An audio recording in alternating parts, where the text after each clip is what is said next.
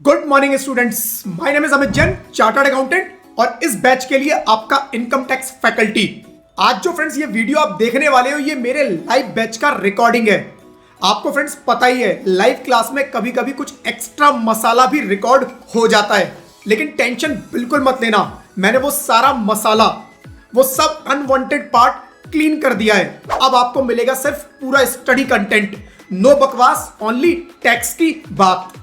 इस बैच का फ्रेंड्स पूरा स्टडी मटेरियल डाउनलोड का लिंक आपको वीडियो के डिस्क्रिप्शन में फ्री डाउनलोड लिंक से मिल जाएगा। सजेशन बस इतना ही है कि इस वीडियो के साथ साथ मटेरियल खोल के पढ़ोगे तो डबल फायदा होगा। फ्रेंड्स ये बैच फुल्ली अपडेटेड है और आपके एग्जाम के लिए मार्च 2026 तक एप्लीकेबल है। मतलब अगर आपका एग्जाम मार्च 2026 या उससे पहले है तो ये बैच आपके लिए है। So enjoy the lecture, practice regularly और एग्जाम में अपना बेस्ट देना। Friends, best wishes from my side, all the very best for your studies and exam. और फ्रेंड्स याद रखो, टैक्स टफ नहीं है, बस थोड़ा रफ लगता है जब तक आप उसे अपना दोस्त नहीं बनाते। चलिए फ्रेंड्स शुरू करते हैं। दो तरह के टैक्स होते हैं फ्रेंड्स, थोड़ा सा एक ओवरव्यू ले लेते हैं 5 मिनट का, एंड देन अपने टॉपिक के ऊपर आ जाएंगे हम लोग। डायरेक्ट टैक्स क्या होता है फ्रेंड्स? डायरेक्ट टैक्स है जो कि डायरेक्टली गवर्नमेंट को मैं खुद जाके पे करता हूं, राइट? मैं खुद ही गवर्नमेंट से बोलता हूं अपनी पॉकेट से निकाल के, ये लीजिए जी मेरा हिस्सा, मेरी इनकम में से मेरा हिस्सा डायरेक्टली मैं जाके पे कर रहा हूं। इनकम टैक्स इसका एक सीधा सा एग्जांपल है। डायरेक्ट टैक्स का सिंपल सा example, right? Income tax. Income tax क्या है फ्रेंड्स? नॉर्मली इनकम टैक्स मैं खुद गवर्नमेंट को पे करता हूं, कोई मेरे बिहाफ पे नहीं करता। कुछ एक्सेप्शन है जो कि हम देखेंगे, बट नॉर्मली इनकम टैक्स मैं खुद पे करता हूं, मेरी पॉकेट से निकलता है और गवर्नमेंट को चला जाता है। इनडायरेक्ट टैक्स मुझे पता भी नहीं चल रहा और कब मेरा काट लिया गया और कब जमा करा दिया गया मुझे पता भी नहीं चला, राइट? 10 रुपए का मार्केट से फ्रेंड्स मैंने एक नमकीन का पैकेट खरीदा, 10 रुपए का, केवल 10 रुपए का। उसके अंदर भी इनडायरेक्ट टैक्स जीएसटी है, जो शॉपकीपर ने आपसे 10 रुपए के साथ इकट्ठा कर लिया। That 10 rupees is including all taxes, means inclusive of GST. तो वो आपसे कलेक्ट करके वो दुकानदार क्या करेगा? गवर्नमेंट को जमा करा देगा। तो डायरेक्ट टैक्स फ्रेंड्स मैं खुद जमा करा के आऊंगा। इनडायरेक्ट टैक्स मेरी पॉकेट से निकाल के, राइट? मेरी पॉकेट से निकाल के मतलब मैंने जो खरीदा सामान उसमें से काट के वो शॉपकीपर या जहां से भी मैंने सर्विस की वो सर्विस प्रोवाइडर वो गवर्नमेंट को जमा करवाएगा, राइट? तो हमारा फ्रेंड्स जो टॉपिक है वो डायरेक्ट टैक्स से रिलेटेड है, income tax, right friends? Then बात करेंगे tax collection in India, right? Tax collection in India friends, direct tax का जो मोटा मोटा इंडिया के अंदर टैक्स कलेक्शन है that is 19.58 lakh crore per annum, right? और ये जो मैं फिगर दे रहा हूं आपको प्रीवियस ईयर की फिगर दे रहा हूं, लेटेस्ट फिगर है 19.58 लाख करोड़। फ्रेंड्स आप सोच के देखिए, जो टॉपिक आप लोग पढ़ने वाले हैं, जो स्टार्ट करने वाले हैं, राइट? मेजर इंडिया की गवर्नमेंट का रेवेन्यू इसी टॉपिक से आता है, इसी लॉ की वजह से आता है। इस लॉ ने सेंट्रल गवर्नमेंट को राइट दिया कि आप लोगों से टैक्स इकट्ठा करो और हमें दो, राइट? लोगों से टैक्स इकट्ठा करो और जगह जगह दूसरे कामों में लगाओ, राइट? तो मेजर सोर्स जो है इंडियन गवर्नमेंट का रेवेन्यू का वो डायरेक्ट टैक्स है। और ये एक ऐसा टॉपिक है फ्रेंड्स जो हम पढ़ने वाले हैं, हर घर में डिस्कस होता है। मोटा मोटा इनडायरेक्ट टैक्स का फ्रेंड्स जो रेवेन्यू गवर्नमेंट का 15 से 16 लाख करोड़ का है पर एनम, राइट? तो 60% डायरेक्ट टैक्स, 40% करीब करीब इनडायरेक्ट टैक्स के आसपास निकल के आता है, राइट फ्रेंड्स? कौन कलेक्ट कर सकता है tax? Direct tax central government के पास पावर है। Central government, right, Modi ji की जो गवर्नमेंट है, राइट, वो डायरेक्ट टैक्स इकट्ठा करेगी। इनडायरेक्ट टैक्स सेंट्रल और स्टेट दोनों मिलकर इकट्ठा करते हैं। सेंट्रल भी इकट्ठा करेगी, स्टेट भी इकट्ठा करेगी, राइट? तो दोनों लोगों का उसके अंदर कंट्रीब्यूशन रहता है। तो डायरेक्ट टैक्स फ्रेंड्स हम लोग पढ़ने वाले हैं। डायरेक्ट टैक्स में मेजरली हम लोग क्या कवर करेंगे? Income tax, right? Income tax friends हमारा टॉपिक है। मेरी राइटिंग पे मत जाना प्लीज, राइट? कॉन्सेप्ट पे ध्यान देना, ठीक है जी? तो इनकम टैक्स फ्रेंड्स दो शब्दों से मिलकर बना है, इनकम प्लस टैक्स। दो वर्ड है केवल, यही दो वर्ड हमें फ्रेंड्स अगले 4 महीने सीखने हैं कि ये दो वर्ड कैलकुलेट कैसे होंगी, इनकी कैलकुलेशन कैसे होगी। इनकम की कैलकुलेशन और टैक्स की कैलकुलेशन कैसे होगी फ्रेंड्स, केवल इतना सा सीखना है और इसमें कुछ भी सीखने की जरूरत नहीं है। Income, right? इनकम कहां कहां से आ सकती है आप सोच के देखो फ्रेंड्स। आप लोग अपने आसपास लोगों को अर्न करते हुए देखते हो, राइट? आप लोग देखते हो लोग डिफरेंट डिफरेंट सोर्सेज से अर्न करते हैं। आपके हिसाब से इनकम कौन कौन से सोर्सेज से आ सकती है? तो अलग अलग फ्रेंड्स सोर्स हो सकते हैं अपने इनकम के, राइट? इनकम के डिफरेंट डिफरेंट सोर्सेज हो सकते हैं। तो पूरे इनकम टैक्स के अंदर सारे जो सोर्सेज हैं उनको 5 कैटेगरीज में डिवाइड किया हुआ है, राइट। 5 कैटेगरी में डिवाइड किया हुआ है। कैटेगरी नंबर 1 जो अपनी आती है दैट इज सैलरी। पहली जो हमारा सोर्स आता है दैट इज सैलरी। नंबर 2 हमारा जो सोर्स आता है friends that is house property,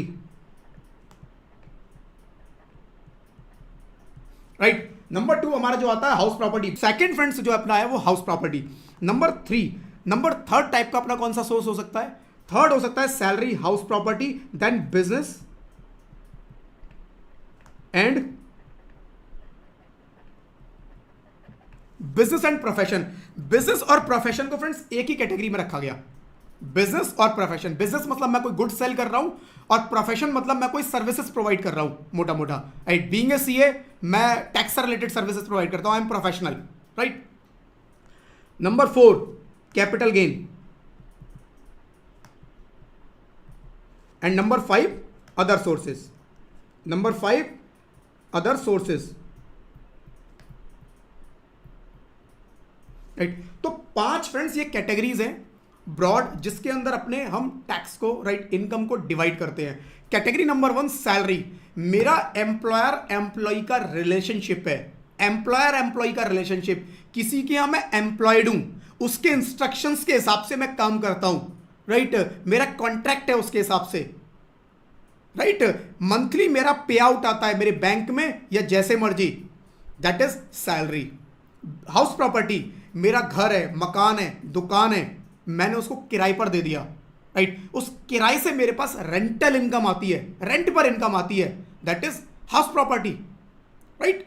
business profession, मैं अपना कुछ काम करता हूं, मेरी एक शॉप है, मेरा एक डिपार्टमेंटल स्टोर है, राइट। मैं गुड सेल करता हूं, राइट, मैं कुछ सेलिंग करता हूं, राइट, सेलिंग करता हूं, बिजनेस। मैं प्रोफेशनल हूं, अपना मैंने एग्जांपल दिया, एक आर्किटेक्ट है, डिजाइनिंग के काम करता है, कुछ इस तरह की सर्विसेज हो सकती हैं, राइट। तो चाहे आप सर्विस प्रोवाइड कर रहे हैं या फिर आप बिजनेस कर रहे हैं, गुड्स की सेलिंग में है, that is business and profession. Capital gain, occasional income होती है कैपिटल गेन, रेगुलर इनकम नहीं होती। क्या होता है कैपिटल गेन? आपने कोई एसेट सेल किया, जैसे प्रॉपर्टी सेल किया, उसको सेल करने से कुछ प्रॉफिट आ गया। प्रॉपर्टी खरीदी मैंने 50 लाख रुपए की, बेच दिया उसको 80 लाख रुपए का, 30 लाख का गेन आ गया, that is capital gain, right. तो इन सबको फ्रेंड्स डिटेल में करेंगे, अभी ये केवल ब्रीफ ओवरव्यू दे रहा हूं। इसके अलावा, इन चारों के अलावा फ्रेंड्स जो बचा सोच के देख लो, जो भी बचा, everything is other sources. Everything is other sources. क्या हो सकता है अदर सोर्सेस में? मतलब मल्टीपल सोर्सेस हो सकते हैं। मेरी इंटरेस्ट से इनकम आ सकती है, मेरे पास डिविडेंड आ सकता है, राइट। मेरे पास कुछ और भी, मेरे को किसी ने गिफ्ट दे दिया, वो भी मेरे पास एक इनकम हो सकती है। मल्टीपल सोर्सेज हो सकते हैं। बट जो भी कुछ बचा, अगर वो सैलरी नहीं है, अगर मेरा एम्प्लॉयर एम्प्लॉय का रिलेशनशिप नहीं है, वो सैलरी नहीं है, राइट। अगर सैलरी है, एम्प्लॉयर एम्प्लॉय का रिलेशनशिप है, सैलरी में चला जाएगा। अगर वो मैंने प्रॉपर्टी को रेंट पर दे दिया, उससे कुछ रेंट से अर्निंग आ रही है, तो हाउस प्रॉपर्टी में चला जाएगा, राइट। इनके कुछ एक्सेप्शंस भी हैं जो कि हम इन चैप्टर्स में डिस्कस करेंगे, राइट। बिजनेस प्रोफेशन, मैं कुछ माल बेचता हूं, सर्विसेज प्रोवाइड करता हूं, बिजनेस प्रोफेशन में इनकम चली जाएगी। मैंने कोई प्रॉपर्टी है मेरी, या कुछ कैपिटल एसेट क्या होती है बाद में बात करेंगे, राइट। बट कोई एसेट, मैंने कैपिटल एसेट को सेल किया, उसके सेल करने से मुझे कुछ प्रॉफिट आ गया, कैपिटल गेन।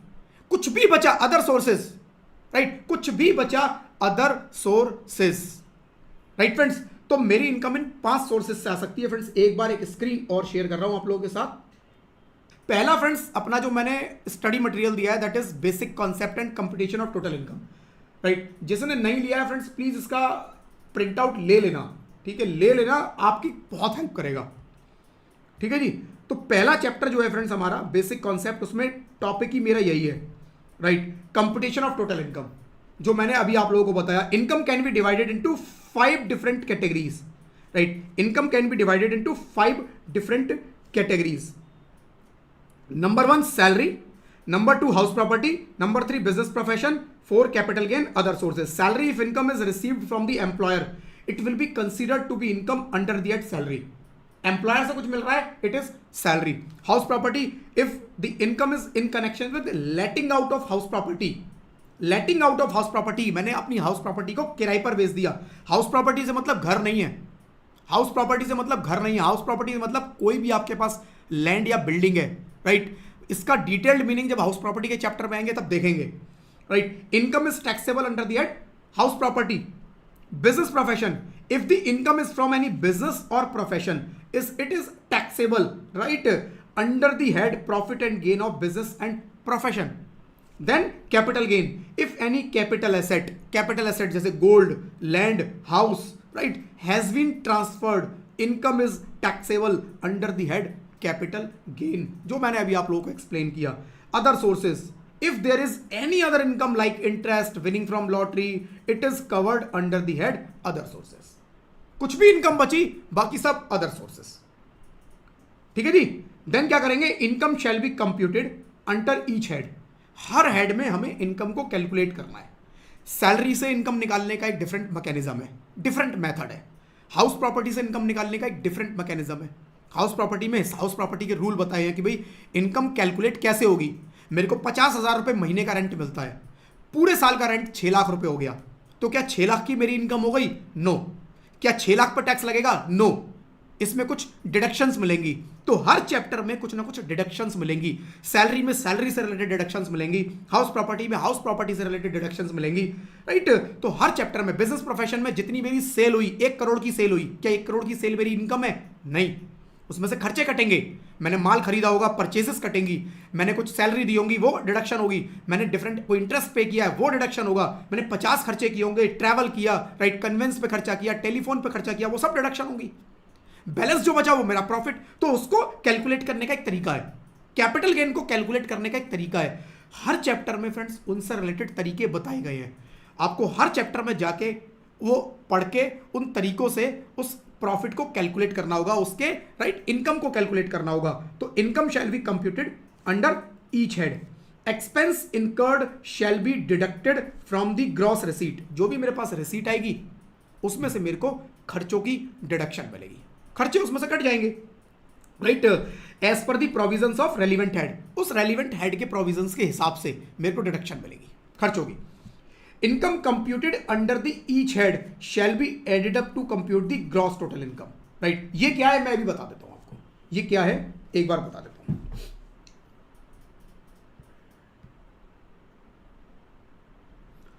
तो फ्रेंड्स सपोज मेरे 5 सोर्सेस से अर्निंग हो सकती है, ये मैंने देखा। मेरे पास सपोज इनकम आती है नंबर 1 सैलरी से, राइट। सैलरी से मेरे पास अर्निंग आती है 5 लाख रुपए की, राइट। मेरे पास सैलरी से मैंने कुछ एक प्रॉपर्टी भी है, वो भी रेंट पर उठा रखी है, रेंट पर प्रॉपर्टी दे रखी है, तो वो रेंट पर जो प्रॉपर्टी दी है वो कहां जाएगी? हाउस प्रॉपर्टी, हाउस प्रॉपर्टी में चली जाएगी।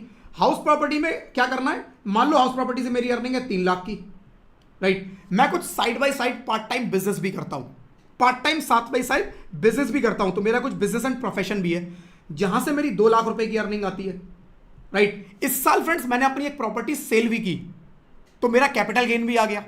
ऐसा हो सकता है कि एक ही साल में मेरी 5 सोर्सेज से अर्निंग आ जाए, बिल्कुल हो सकता है, राइट। तो कैपिटल गेन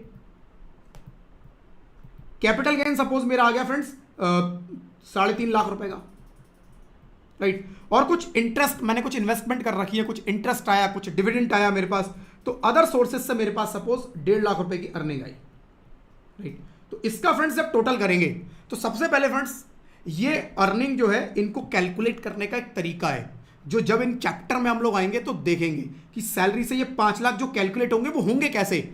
आपको सैलरी मिलती है 8 लाख, हो सकता है टैक्सेबल 5 ही लाख हो ये, तो ये 8 से 5 पे कैसे पहुंचना है। हाउस प्रॉपर्टी 3 लाख, हो सकता है रेंट आपको मिला कितना 5 लाख का, पर टैक्स लग रहा है केवल इस 3 लाख पे, तो इस 5 से 3 पे कैसे पहुंचना है ये इन चैप्टर में जब आएंगे तो देखेंगे, राइट। तो सपोज मैंने कैलकुलेट किया कि हर चैप्टर के हिसाब से मेरे पास कितनी अर्निंग आ रही है, ये सारी अर्निंग आ रही है, कितना हो गया 5 और 3 8 9 10 11 12 13 14 15 लाख रुपए की मेरी राइट अर्निंग हो गई, 15 लाख रुपए। अब ये जो 15 लाख रुपए हैं फ्रेंड्स, इसको हम क्या बोलेंगे, इसको हम बोलेंगे ग्रॉस टोटल इनकम। ये वर्ड याद रखना फ्रेंड्स, ग्रॉस टोटल इनकम अगले 4 महीने खूब यूज करेंगे, खूब बोलेंगे इस वर्ड को। तो ये जो अर्निंग आती है फ्रेंड्स, इसको हम बोलते हैं ग्रॉस टोटल इनकम, राइट। तो ये है फ्रेंड्स आपका ग्रॉस टोटल इनकम, कि पांचों हेड से पहले इनकम निकाल लो, जो टैक्स लगना है जिसके ऊपर, पांचों हेड से इनकम निकाल लो और उसका टोटल कर लो। जो टोटल आएगा that total is gross total income. ये टोटल फ्रेंड्स मेरा ग्रॉस टोटल इनकम बनेगा, राइट। ये टोटल मेरा ग्रॉस टोटल इनकम बनेगा।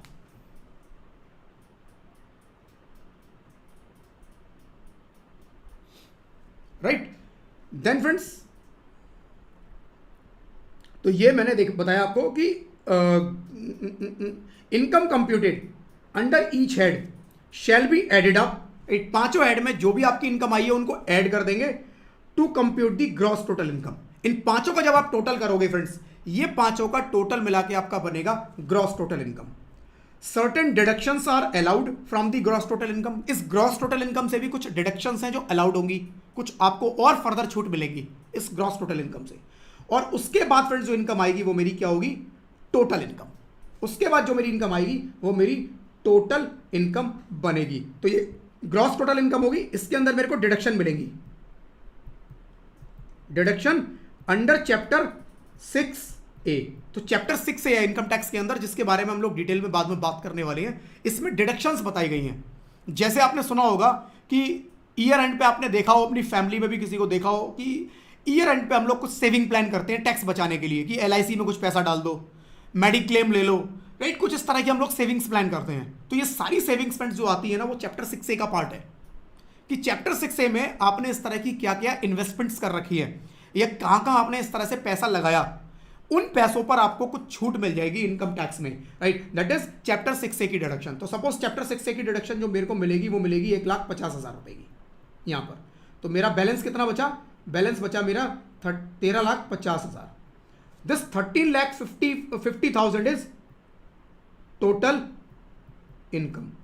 तो जब भी फ्रेंड्स मैं बोलता हूं टोटल इनकम, इनकम टैक्स के अंदर टोटल इनकम का मीनिंग है कि सारे खर्चे मिल चुके, सब अलाउड हो गया। सबसे पहले तो इन हेड्स के अंदर इनसे रिलेटेड खर्चे मिल गए, सारे जो डिडक्शंस अलाउड थी वो मिल चुकी। उसके बाद जो ग्रॉस टोटल इनकम आई उसमें से आपको फर्दर जो कॉमन खर्चे थे, जो कॉमन इन्वेस्टमेंट्स थी, जो ओवरऑल आपको मिलती है चैप्टर 6A में, वो भी आपको मिल गई चैप्टर 6A में। एंड देन जो मिलेगा friends that is total income. ठीक है, तो मेरे को क्या करना है, मैं एक बार रिपीट करूंगा। पांचों हेड में पहले इंडिविजुअली एक एक हेड में जाके उन हेड से रिलेटेड जो रूल्स हैं, जो लॉ है उस हेड से रिलेटेड, उसमें टैक्सेबल इनकम निकालनी है। टैक्सेबल इनकम हर हेड की, सैलरी की अलग निकालेंगे, हाउस प्रॉपर्टी की अलग निकालेंगे, बिजनेस प्रोफेशन की अलग, कैपिटल गेन की अलग, अदर सोर्सेज की अलग। पांचों का जो अलग अलग इंडिविजुअल अमाउंट आएगा उनका टोटल करेंगे। टोटल कर लिया, टोटल करने के बाद, राइट, उनका टोटल करने के बाद जो अमाउंट आएगा वो होगा मेरा ग्रॉस टोटल इनकम, 15 लाख मेरे इस केस में। और इस ग्रॉस टोटल इनकम में से मुझे कुछ और फर्दर डिडक्शंस मिलेंगी। वो डिडक्शंस मेरी होंगी एज पर चैप्टर 6A। याद कर लेना friends, as per chapter 6A लिखना है एग्जाम में मुझे, deduction as per chapter 6A, right. 1.5 lakh, 1,50,000, right. उसके बाद फ्रेंड्स जो अमाउंट आएगा that is my total income. ये फ्रेंड्स मेरी टोटल इनकम बनेगी, राइट। तो ये मेरी फ्रेंड्स टोटल इनकम बनेगी। जैसे एक एग्जांपल आपकी स्क्रीन पर है, यहां पर जो मैंने अभी बनाया था, सैलरी से मेरी इनकम कितनी, 5 लाख, राइट। हाउस प्रॉपर्टी से 2 लाख रुपए की अर्निंग, बिजनेस प्रोफेशन से 2.5 लाख, कैपिटल गेन मेरे आए 3,57,000 के, अदर सोर्सेज से 25,000 रुपए की अर्निंग। टोटल 13,32,000 रुपए का मेरे को क्या हुआ, ये ग्रॉस टोटल इनकम। पांचों हेड से टोटल कर लिया, राइट। और जरूरी नहीं है 5 हेड से हो, कई बार 3 हेड से अर्निंग हो सकती है, तो उन 3 का टोटल कर लेंगे। कई बार एक ही हेड से अर्निंग होगी, केवल सैलरी आती है मेरी, या मेरा केवल बिजनेस है और कुछ नहीं है, तो वही ग्रॉस टोटल इनकम हो जाएगी। ठीक है जी, तो ये मेरी क्या हो गई, ग्रॉस टोटल इनकम। अब इसमें से फ्रेंड्स मैं क्या करूंगा, डिडक्शन अंडर चैप्टर 6A, जो मेरी डिडक्शंस हैं वो मैं रिड्यूस करूंगा, और ये रिड्यूस करने के बाद जो मेरा आएगा वो होगा 12,77,000 मेरे इस एग्जाम्पल में। That is total income, right, that is my total income. तो सब लोग टोटल इनकम निकालनी आई होप आ गई होगी, कैसे टोटल इनकम निकालनी है, मतलब मोटा मोटा एक आइडिया लग गया होगा कि निकालनी कैसे है। ठीक है ना, चलो नेक्स्ट पॉइंट पढ़ते हैं एक बारी, राइट। नोट्स इनके पास है, अपने नोट्स खोल लेना, right. Rounding off income, section 288A। Section 288 क्या बोलता है कि जो आपकी इनकम है, इनकम कौन सी, total income, right. The amount of total income, total income computed in accordance with the foregoing provision of this act, जो भी एप्लीकेबल लॉज है उनके हिसाब से आपने उसको कैलकुलेट किया, shall be rounded off to the nearest multiple of 10 rupee, and for this purpose any part of rupees consisting of paisa shall be ignored, and thereafter if such amount is not a multiple of 10, then if the last figure in that amount is 5 or more, the amount shall be increased to the next higher amount which is multiple of 10, and if last figure is less than 5, the amount shall be reduced to the next lower amount which is multiple of 10, and the amount so rounded off shall be deemed to be the total income of SSE for the purpose of this act. छोटी सी चीज को बहुत घुमा फिरा के लिखा, बता देता हूं क्या लिख रहा है। राइट फ्रेंड्स, सिंपल ये बोल रहा है कि जो ये आपकी टोटल इनकम आएगी, सपोज ये टोटल इनकम आपकी आई 13,50,000 की जगह 13,50,587, 13,50,587, राइट 13,50,587 कह रहा है। अगर ये 10 के मल्टीपल में नहीं है, लास्ट के 2 डिजिट देख लो, अगर ये 10 के मल्टीपल में नहीं है तो इसके हमें 10 को मल्टीपल में कर देना है। राइट, तो ये 13,50,587 कितना हो जाएगा, इस 87 को बना दो 90। कैसे, वो कह रहा है लास्ट के डिजिट जो है, सबसे पहले तो डेसिमल को इग्नोर कर दो। अगर यहां पर मान लो 85 आ जाता, 0.85, तो वो कह रहा है इसको इग्नोर कर दो, टोटल इनकम में इसको इग्नोर कर दो, राउंड ऑफ करेंगे, इसको इग्नोर कर देंगे। उसके बाद लास्ट के 2 डिजिट देखो, लास्ट के 2 डिजिट, अगर लास्ट का जो लास्ट डिजिट है वो 5 है या उससे बड़ा है, 5 या उससे बड़ा है, तो ऊपर की साइड राउंड कर दो, मतलब 87 को ऊपर ले जाओ 90 पे, 10 के मल्टीपल में ले जाओ। राइट, तो ये 87 का 90 हो गया। अब ये 87 की जगह 84 होता, तो कह रहा है 84 को अगर 5 से नीचे है लास्ट का डिजिट, तो 84 की जगह उसे 80 बना दो, नीचे की तरफ राउंड कर दो। राइट, नीचे की तरफ राउंड कर दो। तो मैं कुछ एग्जाम्पल लिख रहा हूं, 13 लाख, छोटा अमाउंट लिख लेते हैं, सपोज 5,800, राइट 93, राइट 4,577। तो फ्रेंड्स 5893 का क्या हो जाएगा, 5890। 4577 का क्या हो जाएगा, 4580। 3852 का क्या हो जाएगा, 3850। 2875 का क्या हो जाएगा, 2880। इसको राउंड ऑफ कर देना है। कौन सा सेक्शन बोल रहा है ये बात, कौन सा सेक्शन बोल रहा है ये बात, सेक्शन 288A। कौन सा सेक्शन बोल रहा है, एक बार चैट बॉक्स में लिख देना है कौन सा सेक्शन बोल रहा है। फ्रेंड, सेक्शन याद करवाने का और कोई तरीका नहीं है, क्लास में जब मैं बोलूं उसको मेरे साथ रिपीट करना। बाद में खुद से बैठ के सोचोगे ना कि सेक्शन याद कर लूंगा, कभी याद नहीं होगा लाइफ में। और मैं बता रहा हूं, नंबर ना थोड़े से एक्स्ट्रा मिलते हैं सेक्शन के नाम के। अगर आपने सेक्शन कोड किया है ना, तो एग्जामिनर पे इंप्रेशन ही अलग जाता है। राइट, सेक्शन कौन सा है, सेक्शन 288A, सेक्शन 288A। अरे 233A नहीं है, 288A, 288A। Right, 288A section है। राइट, तो सेक्शन 288A बोलता है कि जो भी आपकी ये टोटल इनकम है, ये जो टोटल इनकम है, इसको आपको राउंड ऑफ कर देना है। किसमें, 10 के मल्टीपल में। डेसिमल को इग्नोर कर दो, डेसिमल को इग्नोर कर दो। राइट, डेसिमल को इग्नोर कर दो, बाकी जो बचा उसको 10 के मल्टीपल में राउंड कर दो। लास्ट का डिजिट अगर 5 से ज्यादा है, या 5 है या 5 से ज्यादा है, तो ऊपर की तरफ राउंड कर दो। अगर 5 से छोटा है तो नीचे की तरफ राउंड कर दो, 10 में राउंड कर दो। राइट, सेक्शन 288A बोलता है इसको राउंड करने के लिए। राइट फ्रेंड्स, एंड देन ये हो गया राउंडिंग ऑफ। तो अब इसको अगर एक बार पढ़ के देखोगे तो अब आपको क्लियर समझ में आ जाएगा। राइट, ये वाला पैराग्राफ अभी थोड़ा सा लगा होगा कि क्या घुमा फिरा के ये बहुत सारी क्या क्या चीजें बोली है, बट अभी क्या है, क्लियर होगा बिल्कुल इसको आप पढ़ोगे तो। ठीक है, नेक्स्ट पॉइंट फ्रेंड्स पढ़ेंगे, tax on income of individuals. Right, tax on income of individuals, default tax regime. अब ये डिफॉल्ट टैक्स रिजीम क्या है, पहले वो बता देता हूं, उसके बाद इस पे वापस आऊंगा फ्रेंड्स। ठीक है जी, डिफॉल्ट टैक्स रिजीम क्या है एक बार बता देता हूं। डिफॉल्ट टैक्स रिजीम, दो फ्रेंड्स टैक्स रिजीम है, डिफॉल्ट टैक्स रिजीम और एक है optional tax regime. Default tax regime, optional tax regime. Friends, पुराने जमाने में क्या हुआ करता था, अगर मैं आज से 4-5 साल पहले चला जाऊं तो केवल ये ऑप्शनल टैक्स रिजीम होती थी, यही, और कुछ होता ही नहीं था। राइट, उसके बाद गवर्नमेंट ने ऑप्शनल टैक्स रिजीम, मतलब उसके अंदर अपना एक सिस्टम था कि किस किस रेट से टैक्स लगेगा, क्या जो भी हम आप देखेंगे। राइट, उसके बाद गवर्नमेंट ने क्या किया, एक नई टैक्स रिजीम लेकर आई। नई टैक्स रिजीम जिसको उन्होंने बोला, राइट, तो ये ऑप्शनल जो थी ना पहले वो डिफॉल्ट थी, ये ऑप्शनल पहले डिफॉल्ट हुआ करती थी कि ये आपको नॉर्मल मिलेगी। एक नई स्कीम लेकर आए और उसको बोला ये ऑप्शनल है, जो नई लेकर आए उसको बोला ऑप्शनल है, जिसको लेनी है ले लो वरना जो चल रही है वो तो चली रही है। नई वाली स्कीम के अंदर इन्होंने क्या किया, जो नई स्कीम लेकर आए जो ऑप्शनल बनाई उस टाइम, उसके अंदर काफी सारी, राइट, हमारी जो इनकम टैक्स के स्लैब मतलब टैक्स पे बहुत छूट दे दी, बहुत कम टैक्स लगाया, छूट दी अच्छी खासी उसके अंदर, बट उसके अंदर बहुत सारे जो हमें खर्चों की डिडक्शन मिलती थी वो खत्म कर दी, राइट। इनकम टैक्स के रेट कम कर दिए बट छूट हमारी खत्म कर दी और लोगों को बोल दिया देखो जो चल रही है वो चल रही है, ये नई वाली अगर आपको अच्छी लगे जो ऑप्शनल है तो आप ले लो, आपकी मर्जी है। तो जिनके लिए लोगों ने कैलकुलेट किया कि यार मेरे लिए कौन सी ज्यादा फायदेमंद है, लोगों ने वो ले ली अपने हिसाब से, उसको ऑप्ट कर लिया, ठीक है ना। तो काफी लोग उस ऑप्शनल पे मूव हो गए। फिर गवर्नमेंट ने धीरे धीरे क्या किया, जो ऑप्शनल थी, राइट, उसको क्या किया, डिफॉल्ट बना दिया। ऑप्शनल जो थी, जो नई स्कीम थी, उसको डिफॉल्ट बना दिया।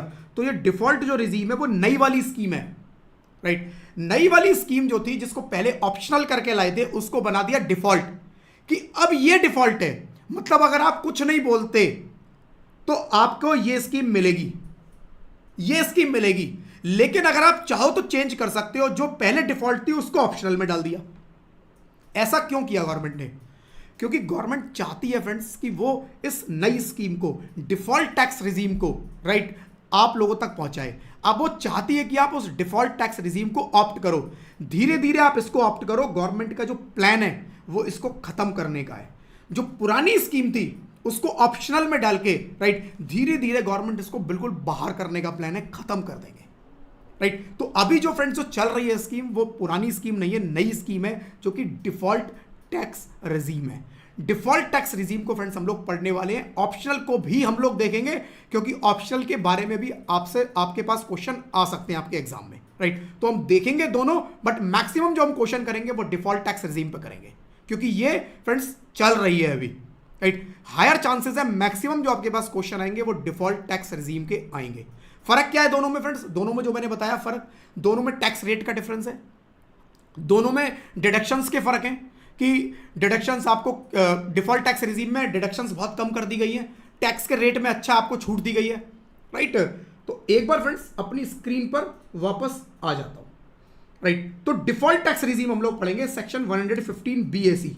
सेक्शन 115 बीएसी जो है वो डिफॉल्ट टैक्स रिजीम का है और इसी एक सेक्शन के अंदर सारी बातें लिखी हुई हैं डिफॉल्ट टैक्स रिजीम से रिलेटेड, राइट।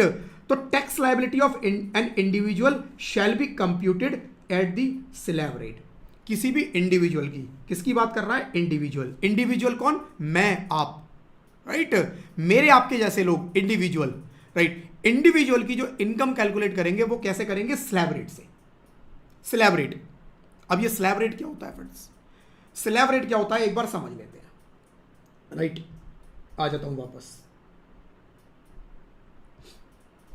राइट। तो स्लैब रेट, स्लैब रेट ये बोलता है कि जी देखो किसी की अगर अर्निंग बहुत कम है तो हम उस पर टैक्स नहीं लगाएंगे या कम लगाएंगे। जैसे जैसे आपकी अर्निंग बढ़ेगी, जैसे जैसे आपका स्लैब बढ़ेगा, वैसे वैसे हम आपके ऊपर टैक्स और ज्यादा लगाएंगे, राइट। तो स्लैब के अंदर क्या था वो बोलते हैं जी first, right, right, right, first 3 lakh, पहले 3 लाख पर, पहले 3 लाख पर आपके ऊपर कोई टैक्स नहीं लगेगा। पहले 3 लाख पे हम आपके ऊपर कोई भी टैक्स नहीं लगाने वाले, ठीक है जी। ये बिल्कुल फ्री है, आपकी टैक्स फ्री इनकम है। इसके अगर आप ऊपर कुछ कमाते हो, कितना?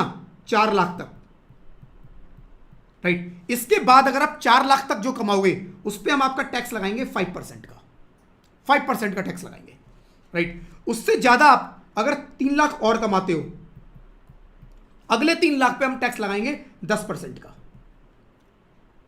ठीक है जी। उसके ऊपर अगर आपकी अर्निंग है कितनी? 2 लाख तक, तो आपका जो टैक्स रेट होगा वो 15% होगा। और इसके भी ऊपर अगर आपने कुछ कमाया, राइट, इसके भी आपने ऊपर कुछ कमाया, कितना? 5 लाख तक, सॉरी एक सेकेंड, 3 लाख तक, तो कितना लगाएंगे? 20%, राइट। बाकी जो बचा, राइट, मोर देन, ये जो टोटल है फ्रेंड्स आपका 15 लैक्स हो गया। 4 और 3 7, 8 9 10 11 12 13 14 15, 15 लाख तक की अर्निंग पे मेरा पहले 3 लाख पे कोई टैक्स नहीं लगता। उसके बाद 4 लाख पे मेरा टैक्स लगता है 5%। उसके बाद फर्दर 3 लाख पे मेरा टैक्स जो लगता है वो लगता है 10%। फर्दर 2 लाख पे मेरा टैक्स लगेगा 15%। फर्दर 3 लाख पे मेरा लगेगा 20%। और बाकी जो बचा greater than 15 lakh, right, 15 lakh के ऊपर जो भी अर्निंग है जितनी मर्जी हो, फ्लैट 30% आपका टैक्स लगेगा। फ्लैट 30% टैक्स लगेगा। This is slab rate. Slab के हिसाब से आपको टैक्स देना है, स्लैब के हिसाब से आपको टैक्स पे करना है। एक एग्जांपल के साथ इसको समझ लेते हैं। सपोज मेरी टोटल इनकम है, सपोज मेरी टोटल इनकम है कितनी, मेरी टोटल इनकम पकड़ लेते हैं 8 लाख रुपए की, राइट। इस पे मेरे को टैक्स कैलकुलेट करना है। कितना टैक्स लगेगा मेरा, पहले 3 लाख कितना, नील, राइट, पहले 3 लाख पे कोई टैक्स नहीं है। उसके बाद फिर 4 लाख पे कितना लगेगा, 5%, राइट। 4 लाख पे कितना लगेगा, 5%। तो कितना हो गया 4 लाख पे 5%, 20,000, राइट, 20,000। कितना बचा, और कितना और बचा, 8 लाख में से 3 पे छूट हो गई, 4 लाख पे मेरा लग गया 5%, बचा अब 1 लाख। जो बैलेंस 1 लाख बचा उस पे कितना लगेगा, ये आ जाता है मेरा इस वाले स्लैब में, राइट। फर्दर 3 लाख पे, 3 लाख तक 10% लगना है, तो मेरा 1 ही लाख है, इस पे 10% लग जाएगा, राइट। कितना हो गया, 10,000। तो मेरी टैक्स लायबिलिटी कितनी हो गई, मेरी टैक्स लायबिलिटी हुई, यहां पे कोई टैक्स नहीं है, 20 10 30, 30,000 फ्रेंड्स मेरा टोटल टैक्स, राइट। 30,000 रुपए का मेरा टोटल टैक्स लगेगा 8 लाख रुपए की अर्निंग पे, राइट। सेम अगर इसी तरह से मेरी जो अर्निंग है, टोटल इनकम अगर मेरी कितनी होती, सपोज मेरी टोटल इनकम है 18 लैक्स, राइट। 18 लैक्स मेरी टोटल अर्निंग है। 18 लैक्स की अर्निंग पे अब मेरा कितना टैक्स लगेगा, पे नील, राइट, कोई 0% है, नील। देन फर्दर 4 लाख कितना लगेगा, 5%, ठीक है जी। कितना हो गया, 20,000। देन फर्दर 3 लाख, 10%, कितना हो गया, 30,000, ठीक है जी। कितना हो गया, 4 3 7 8 9 10। फर्दर कौन सी स्लैब था, फिर 2 लाख का स्लैब था, 15%, राइट। 2 लाख का स्लैब था, 15%, कितना लगेगा इस पे, 30,000। फर्दर कितना, 3 लाख, उस पे 20%, कितना हो गया, 60,000। अब कितने बचे, 3 और 2 5 6 7 8 9 10 11 12 13 15, 15 लाख हो गए। बचा कितना, 18 लैक्स, 18 माइनस 15, 3 लैक्स बचा मेरा। उस पर कितना लगेगा, 30%। जो बचा आप सब 30%, जो बचा सारा 30%, राइट। कितना बोला, 90,000। टोटल कर लो, this is my tax liability, this is my tax liability. इसका टोटल कर लेना, this is my tax liability. अच्छा, मैं एक सॉल्व करने के लिए आपको दे देता हूं, एक बार टैक्स लायबिलिटी आप लोग कैलकुलेट करना, right. Total income, right, 13 lakhs, 13 lakh पे टैक्स कैलकुलेट करो आप लोग, राइट। मैं कैलकुलेट करके एक बार आप लोगों को दिखा देता हूं। पहले 3 लाख, राइट, पहले 3 लाख पे कुछ नहीं आएगा, राइट, नील टैक्स होगा।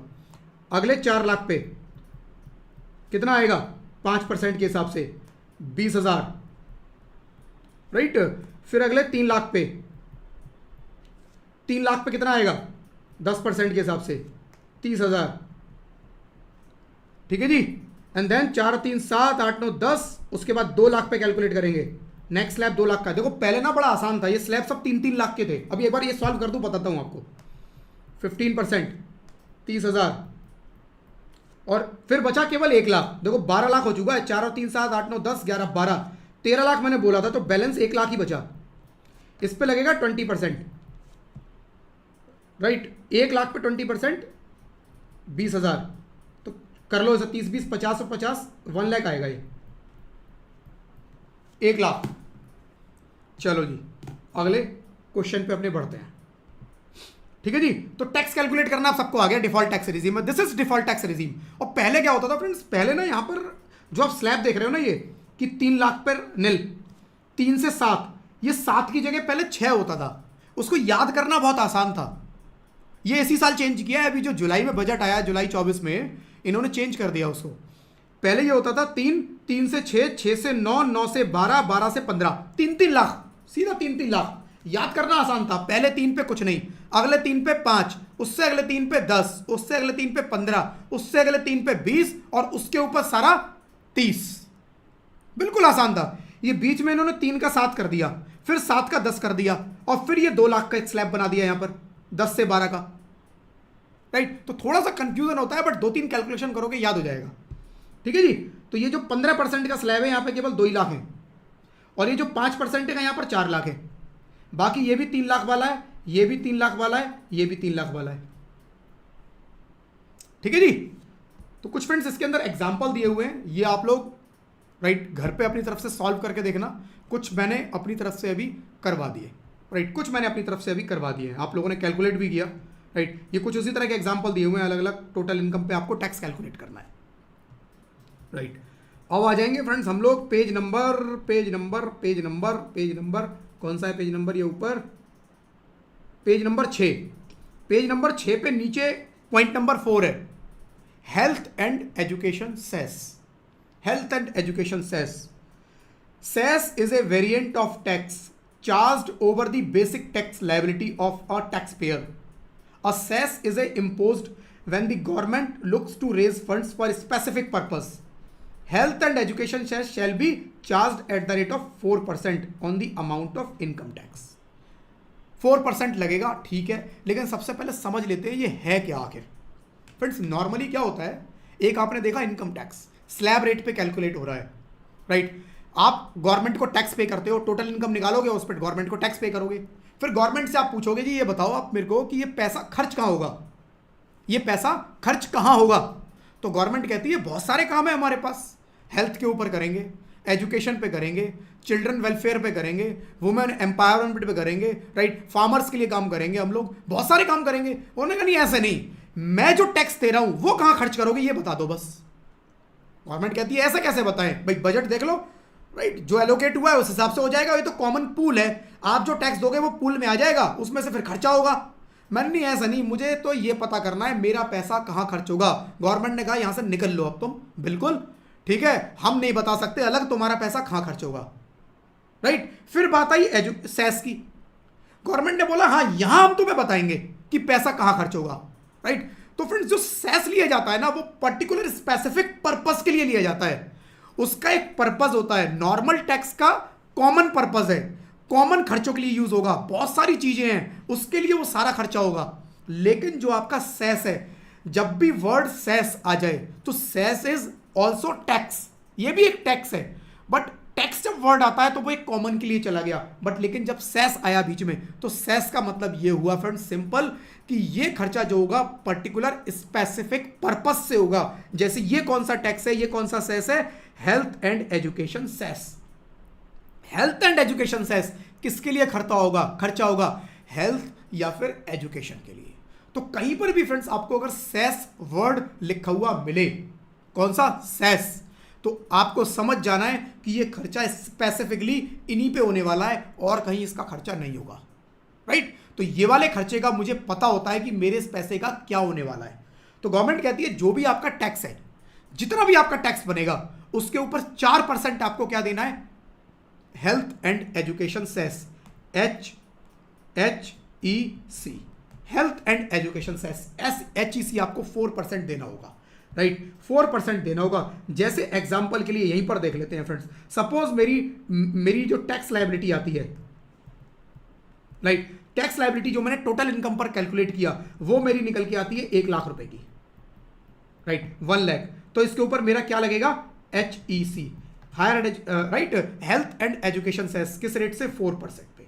जो भी टैक्स आया उस पर 4% और ऐड कर दो, कितना, 4%, 4000, सिंपल 4000। तो मेरी जो फाइनल टैक्स लायबिलिटी होगी दैट इज 1,04,000।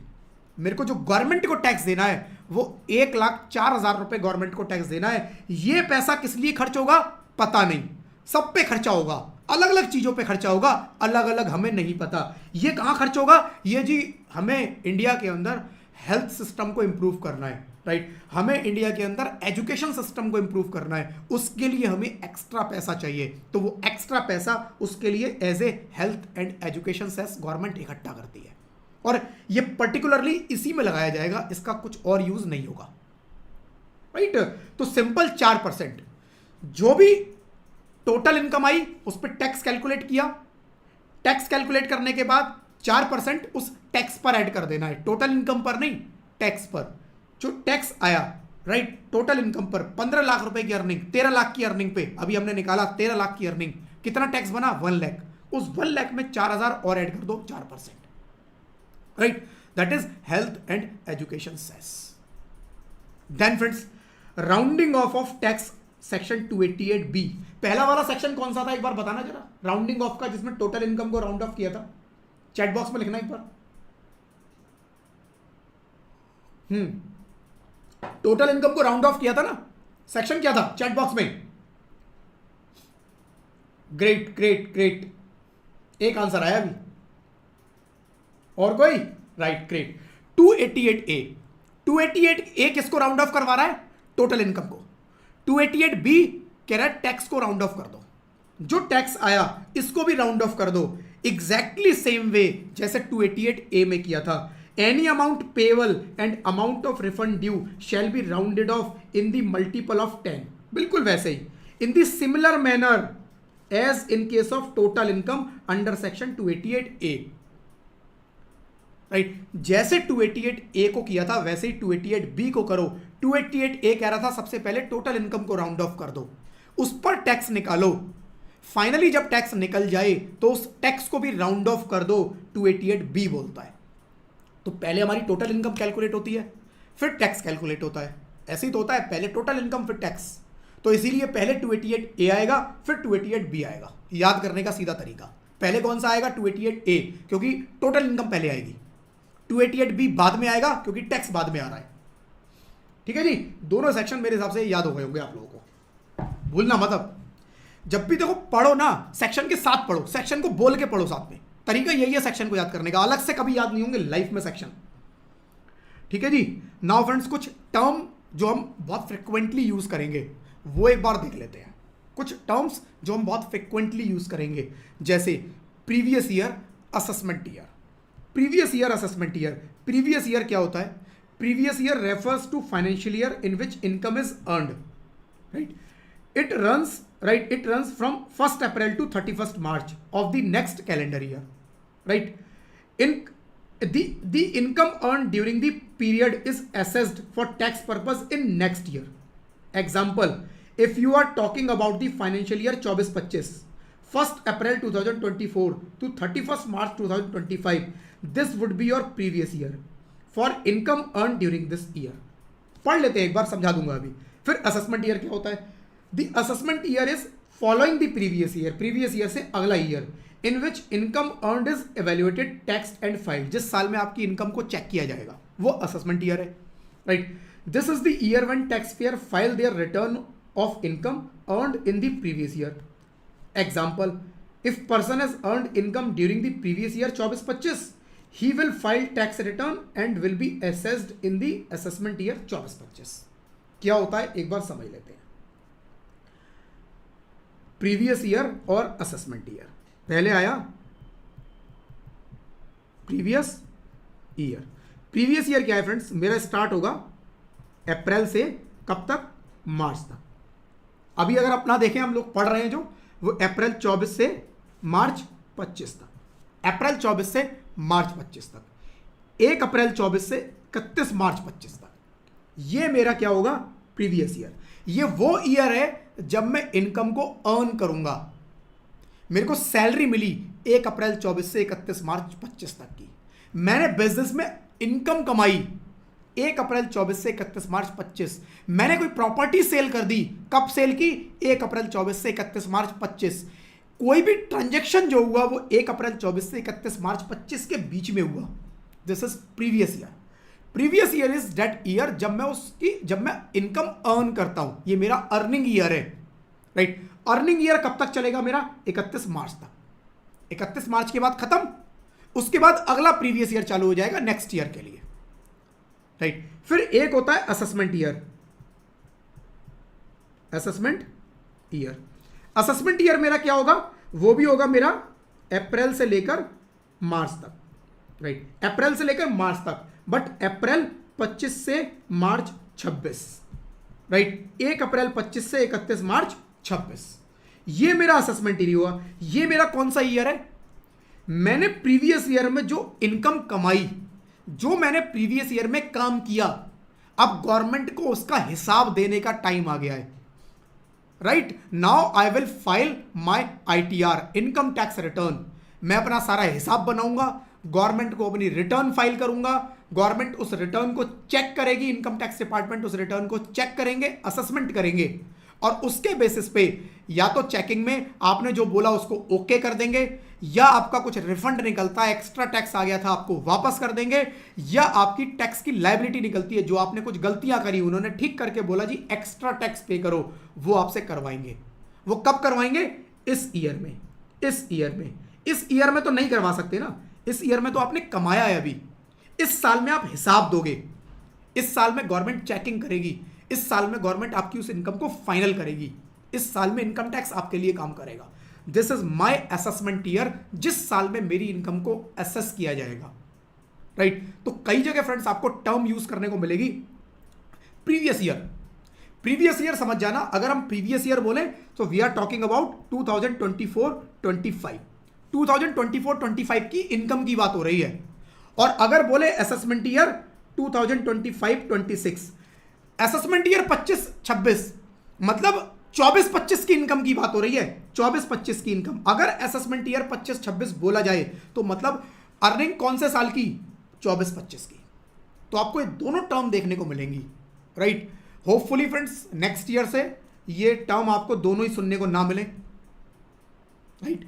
नेक्स्ट ईयर से शायद इसको चेंज करके फाइनेंशियल ईयर बना दिया जाए, केवल फाइनेंशियल ईयर। थोड़ा कंफ्यूजिंग होता है कई बार लोगों के लिए कि मैं बात जब करता हूं, खासकर आप लोग पढ़ लोगे देख लोगे सारा तो आपको समझ में आ जाएगा, बट एक लेमैन उसको बोलो असेसमेंट ईयर 25-26, उसको समझ में नहीं आता यार, बंदा नहीं कौन सा साल बोल रहा है, प्रीवियस ईयर पता नहीं क्या प्रीवियस ईयर क्या असेसमेंट ईयर, राइट। तो होपफुली नेक्स्ट ईयर से ये फाइनेंशियल ईयर हो जाए, बट अभी के लिए ये प्रीवियस ईयर या असेसमेंट ईयर। जब भी हम प्रीवियस ईयर बोलेंगे तो वो 24-25 है, जब भी हम असेसमेंट ईयर 25-26 बोलेंगे तब भी वो 24-25 की अर्निंग की बात हो रही है। आई होप क्लियर है। क्लियर लिख देना एक बार चैट बॉक्स में, राइट। क्लियर है कि असेसमेंट ईयर क्या होता है और प्रीवियस ईयर क्या होता है। क्लियर? चैट बॉक्स में क्लियर, यस क्लियर। चलो जी, ग्रेट। तो ये मेरा क्या था? प्रीवियस ईयर और असेसमेंट ईयर। सिंपल, जिस साल में मैंने कमाया वो मेरा प्रीवियस ईयर, जिस साल में मैं उसका हिसाब दूंगा असेसमेंट ईयर। बट चाहे मैं प्रीवियस ईयर 24-25 बोलूं या असेसमेंट ईयर 25-26, एक ही बात है, उसी साल के बारे में बात कर रहे हैं, ठीक है जी। चलो नाउ कुछ और टर्म देख लेते हैं फ्रेंड्स। बजट, काफी लोग सुनते होंगे बजट आ रहा है जी, बजट आ रहा है। हर साल फरवरी में हमारी गवर्नमेंट बजट लेकर आती है, हर साल फरवरी में बजट लेकर आती है। बजट कब का होता है? क्या जो साल निकल गया उसके लिए? नहीं, जो आने वाला है, जो आने वाला टाइम है, जो आने वाला साल है उसके लिए गवर्नमेंट बजट लेकर आती है। और गवर्नमेंट उसके अंदर बताती है कि देखो जी, सारा उसके अंदर हिसाब किताब होता है कि जो हमारे पास रेवेन्यू कलेक्शन आएगा, जो टैक्स का कलेक्शन आएगा, वो हम इन चीज़ों के लिए खर्च करेंगे, इन सारी चीज़ों पर खर्च करने वाले हैं। तो हमारा सारा रेवेन्यू का कलेक्शन इन सारी चीज़ों पर होगा, वो बजट के अंदर बताया जाता है। तो budget refers to annual financial statement presented by government. It outlines the government estimated revenue and expenditure for the coming financial year. The budget is typically presented in parliament by the finance minister. Finance minister parliament में budget present करती हैं। इस बार आप लोगों ने अगर देखा हो, निर्मला सीतारमण जी ने बजट को प्रेजेंट किया था, right. It includes proposal for changes in taxation. Taxation में अगर कुछ चेंजेस आने हैं या किस तरह से एलोकेशन होगी for various sectors, and review of economic performance by of the previous year. तो ये सारी चीजें बेसिकली बजट के अंदर इंक्लूडेड होती हैं।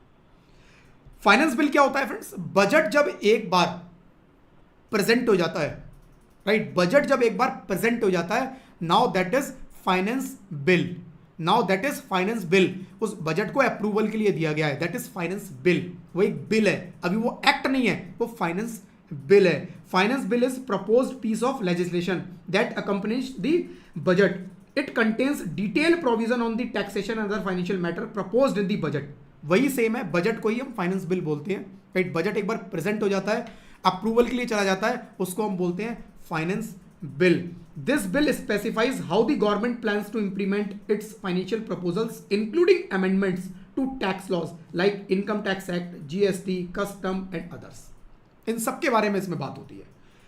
फाइनेंस बिल को इंट्रोड्यूस करते हैं लोकसभा, पार्लियामेंट में इंट्रोड्यूस किया जाता है, राइट, फाइनेंस बिल को, and once it is passed by parliament, एक बार ये पास हो गया किससे, पार्लियामेंट से, एंड रिसीव प्रेसिडेंट एक्सेंट, एक बार पार्लियामेंट ने इसको ठप्पा लगा दिया, फिर जाएगा ये प्रेसिडेंट के पास अप्रूवल के लिए, प्रेसिडेंट ने भी उसके ऊपर एक ठप्पा लगा दिया, दोनों ने पास कर दिया फाइनली, तो उसके बाद ये बन जाता है finance act. Now it is act. जब तक कोई भी बिल एक्ट नहीं बनता तब तक हमारे ऊपर वो एप्लीकेबल नहीं होता। हमारे ऊपर एप्लीकेबल कब होता है, जब वो एक्ट बन जाता है। एक्ट का मतलब होता है कि अब वो कानून बन चुका है, अब सबको उसे फॉलो करना है, हर इंसान को उसे फॉलो करना है। एक बार वो एक्ट बन गया तो जब तक वो बजट है टेंशन लेने की जरूरत नहीं, पता नहीं क्या होगा, बिल है उसके ऊपर चर्चाएं होंगी, डिस्कशन होंगे, चेंजेस हो सकते हैं, विद चेंज विदाउट चेंज, पास होगा, पास होने के बाद प्रेसिडेंट के पास जाएगा, पहले पार्लियामेंट पास करेगी, प्रेसिडेंट के पास जाएगा, प्रेसिडेंट उसको पास करेंगे, एंड देन उसके बाद क्या होगा, वो फाइनेंस एक्ट बन जाएगा, right. So finance act is the law. Finance act जो होता है वो एक लॉ होता है जो सबको मानना एक कानून है, right, that comes into effect after the finance bill is passed by parliament and approved by president. The finance act give the legal authority, act जो देता है वो legal authority देता है किसे, to the government to collect taxes and spend the money in accordance with the budget, right. Act right देता है कि आप बजट के हिसाब से जो आपने प्रपोज किया था आप उस हिसाब से टैक्स का कलेक्शन करो और खर्चे करो। कौन दे रहा है ये अथॉरिटी हमें, law, finance, right, act. Act जब तक नहीं बन रहा तब तक गवर्नमेंट उसको कुछ नहीं करेगी, गवर्नमेंट आपके ऊपर अप्लाई नहीं कर सकती, गवर्नमेंट आपके ऊपर उसको तभी अप्लाई करेगी, आपके ऊपर उसको तभी बर्डन डालेगी जब वो एक एक्ट बन जाएगा, जब वो एक एक्ट बन जाएगा, राइट। चलो जी, अब बात करेंगे फ्रेंड्स सरचार्ज के बारे में, ठीक है जी, सरचार्ज के बारे में। Surcharge in case of individual default tax regime, हर जगह देखो मैंने डिफॉल्ट टैक्स रिजीम लिखा है क्योंकि हम लोग जो है ना फ्रेंड्स वो डिफॉल्ट टैक्स रिजीम ही पढ़ रहे हैं। डिफॉल्ट टैक्स रिजीम ओल्ड और न्यू टैक्स रिजीम में, जैसा मैंने आपको बताया, डिफॉल्ट टैक्स रिजीम जो है उसके अंदर जो रेट्स हैं वो डिफरेंट हैं, जो ऑप्शनल है, जो पुरानी वाली स्कीम थी उसको ऑप्शनल में डाल दिया, उसके में रेट डिफरेंट है, कुछ कुछ और भी चीज़ें डिफरेंट हैं जो जैसे आती जाएंगी मैं आपको बताता जाऊंगा, ठीक है।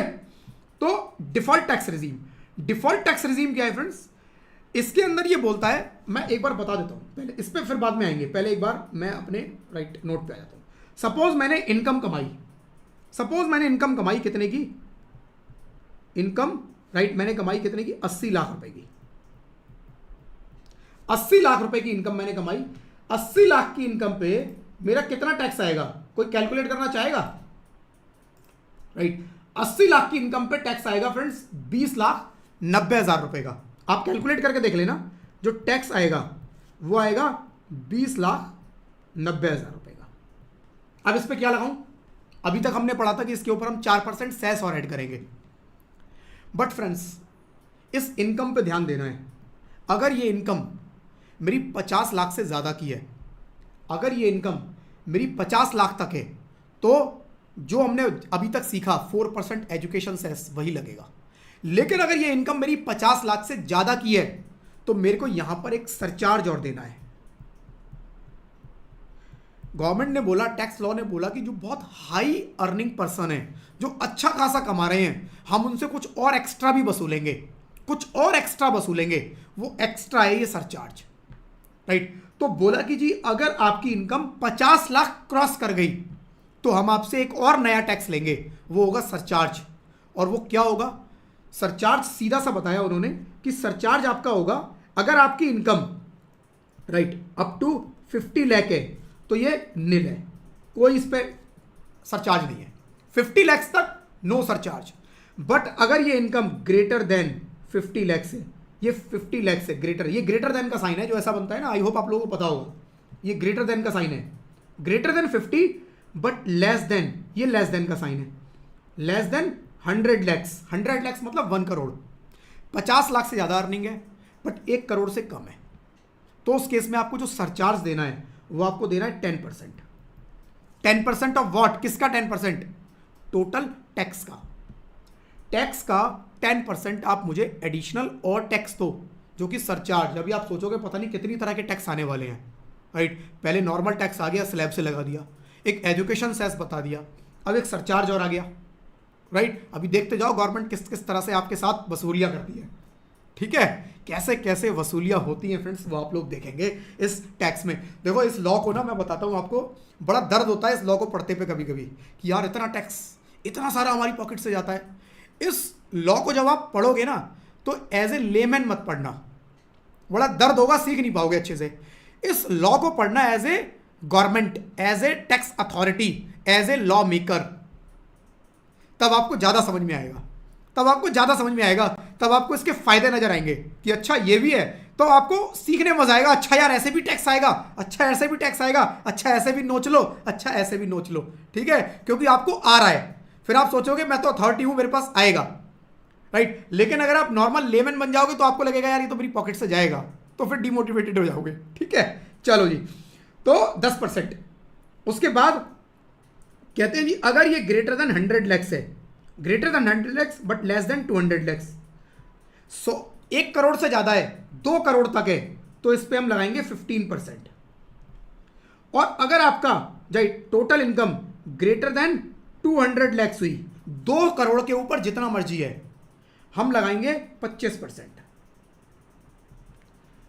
और एक चीज ध्यान रखना, स्लैब के अंदर तो क्या था, पहले 3 लाख पे कुछ नहीं, अगले 4 लाख पे 5%, डिफरेंशियल अमाउंट पे टैक्स लगता था। यहां डिफरेंशियल का कॉन्सेप्ट नहीं है, ये मत सोचना 50 लाख तक कुछ नहीं लगेगा, मतलब ये मत सोचना मान लो यहां 80 लाख की अर्निंग है तो 50 तक कुछ नहीं लगेगा, 30 लाख पे जो टैक्स बनता है उस पे 10%। कई बार माइंड में आता है ना जो बैलेंस टैक्स बनता है उस पे 10% दे देंगे, नहीं, अगर इस स्लैब में फंस गए तो पूरे टैक्स पे 10% देना है। यहां वो स्लैब वाला चक्कर नहीं है, बिल्कुल इसको स्लैब की तरह मत लेना, ये इन टोटलिटी है, ये पूरा का पूरा एज इट इज लगेगा। मतलब मेरे केस में 80 लाख पे 20,90,000 की इनकम, मेरा कौन सा स्लैब बना, ये वाला, तो मेरे को ऐसा नहीं करना कि 50 लाख पे टैक्स अलग निकालूं पहले, उस पर कोई सरचार्ज नहीं, 30 लाख पे अलग निकालूं उस पर 10% नहीं, 80 लाख पे 20,90,000 सरचार्ज एट रेट ऑफ 10%, कितना आएगा 2,09,000, राइट। ये मेरा टैक्स बनेगा 22, ये मेरा टोटल टैक्स बनेगा कितना, राइट, 22,99,000, राइट, 22,99,000 रुपए मेरा टैक्स है। This tax is before, right, HEC, before HEC, and then इसके ऊपर फ्रेंड्स मैं HEC at the rate of 4% add करूंगा, जो भी इसका 4% बनता है ऐड कर देना, फाइनल जो आएगा आपका that is your final tax liability, this is your final tax liability. तो मेरे को टैक्स निकालना है, देन सरचार्ज ऐड करना है। सरचार्ज ऐड कब होगा, अगर मेरी टोटल इनकम 50 लाख से ज्यादा की है, मेरी टोटल इनकम 50 लाख से ज्यादा की है, कितनी ज्यादा, उसके बेसिस पर डिसाइडेड होगा कि कौन सा रेट लगेगा। 50 लाख से ज्यादा है, 1 करोड़ तक है, 10% ऐड कर दो, 1 करोड़ से ज्यादा है, 2 करोड़ तक है, 15% ऐड कर दो, 1 करोड़ से ज्यादा है, 2 करोड़ तक है, 15%, 2 करोड़ से ज्यादा है, जितना मर्जी ज्यादा है, कितना ऐड करोगे, 25%, 25% ऐड कर दो, ठीक है जी, क्लियर, राइट। तो फ्रेंड्स सिंपल है, एक बार वापस आ जाते हैं अपने स्टडी मटेरियल के ऊपर। तो यहां पर भी फ्रेंड्स एग्जैक्टली वही लिखा है, surcharge in case of individual, individual के केस में लगेगा, अभी हम इंडिविजुअल का सीख रहे हैं सारा ये, राइट, रेट भी इंडिविजुअल के और यहां पर मेरा सरचार्ज भी individual. Total income exceeding 50 lakhs, income मेरी 50 लाख से क्रॉस करती है, कितनी, 100 लैक्स होगी। टोटल इनकम मेरी क्रॉस कर जाती है कितनी, exceeding 50 lakhs, right. 50 lakhs money cross कर जाती है अप टू 100 लैक्स 10%, 100 लैक्स के ऊपर है 200 लैक्स तक 15%, और 200 लैक्स 2 करोड़ के ऊपर है तो 25%। ये मेरे को सरचार्ज देना है। राइट, आई होप क्लियर होगा। राइट, एक दो क्वेश्चन कर लेते हैं इसके सॉल्व। राइट, एक दो क्वेश्चन सॉल्व कर लेते हैं। राइट, आप लोग आंसर करना, देखो ठीक है, आप लोग आंसर करना, आप लोगों की प्रैक्टिस जरूरी है। प्रैक्टिस साथ साथ कर लो क्लास के अंदर जितनी मैं करवा रहा हूं। राइट, उसके अलावा बाकी जो क्वेश्चंस आपके स्टडी मटेरियल में बच जाएंगे फ्रेंड्स, उनको प्लीज अपने आप से घर पे जरूर सॉल्व करना, खुद से सॉल्व करना, उसके बाद आंसर को मैच कर लेना। आंसर ऑल दो सारे साथ साथ दिए हुए हैं, बट पहले उसको खुद से ट्राई करना है। ठीक है जी। तो इनकम है मेरी सपोज, राइट एक सेकंड फ्रेंड्स मुझे देना, इनकम है सपोज मेरी, इनकम है मेरी सपोज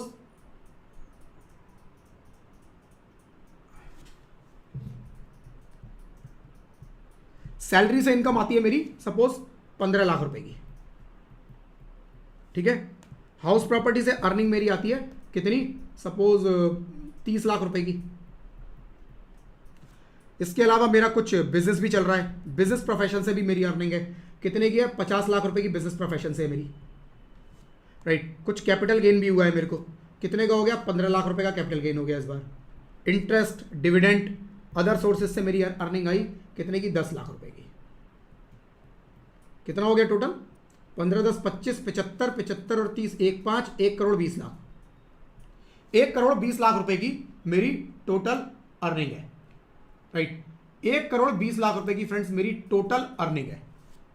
इस पे एक बार कैलकुलेट करो जरा टैक्स, मैं सॉल्व कर देता हूं इसको एक बारी। तो मेरी टोटल इनकम कितनी आई, 1 करोड़ 20 लाख। इस पे टैक्स कैलकुलेट करेंगे, टैक्स कैसे निकलेगा इसके ऊपर, देखो पहले 3 लाख पे नील, राइट, अगले 4 लाख पे इंटू इसको 5%, इसको 5% करना है, 10 में लिख रहा था 5%, राइट 20,000।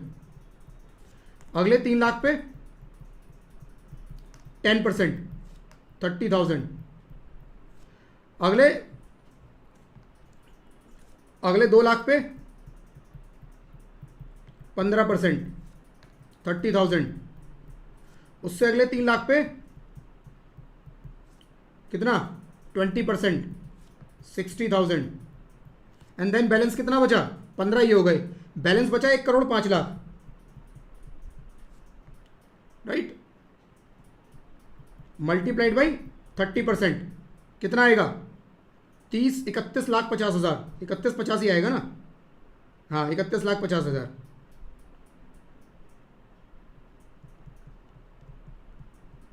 राइट, 31 लाख 50 हज़ार, और टोटल आपका जो बनेगा ये बनेगा आपका 32 लाख 90 हज़ार। राइट, ये टोटल आपका 32 लाख 90 हज़ार रुपये। ये क्या आ गया टोटल टैक्स, तो टैक्स मेरा आया 32 लाख 90 हज़ार। इस पे आपको क्या ऐड करना है, राइट, इसके ऊपर आपको क्या ऐड करना है, surcharge. Eight the rate of, surcharge का रेट क्या लगेगा, 1 करोड़ 20 लाख। 1 करोड़ 20 लाख का मतलब कितना हुआ, सरचार्ज मैंने बताया कि 50 लाख से ऊपर है, 1 करोड़ तक है तो 10%, 1 करोड़ से अगर ज़्यादा है 2 करोड़ तक मेरा सरचार्ज का रेट है 15%, तो ये 15% का सरचार्ज का रेट इसमें लगेगा। Right, eight the rate of 15% surcharge इस पर लगा दो। राइट, 3290 पे सरचार्ज लगाओ 15%,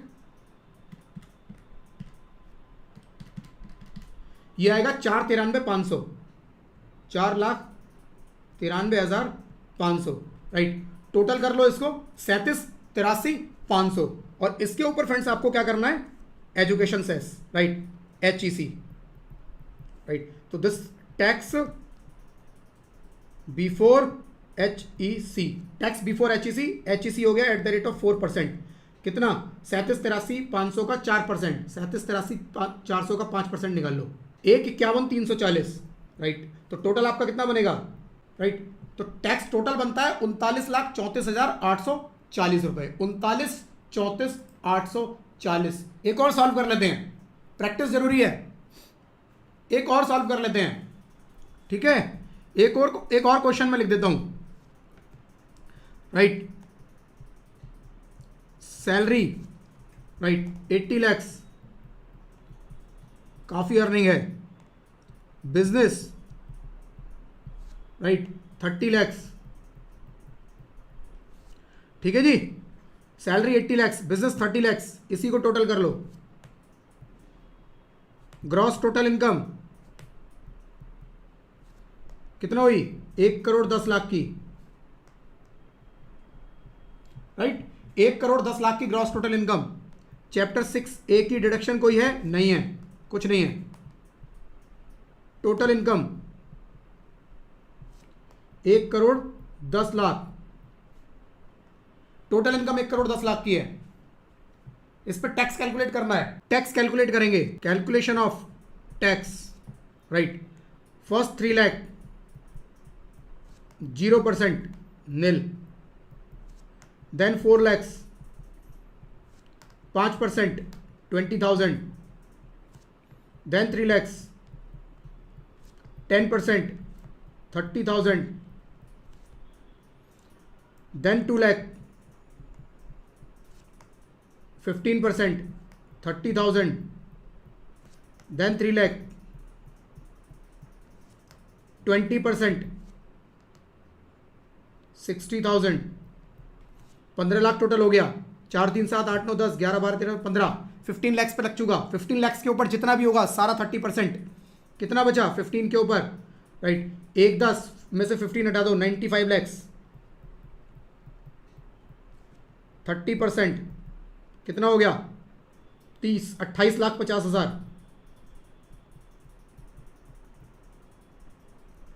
राइट। इसका टोटल कर लो, 28,50 का टोटल आएगा 29,90, 29,90,000, ठीक है जी। 29,90, उसके ऊपर मुझे क्या ऐड करना है?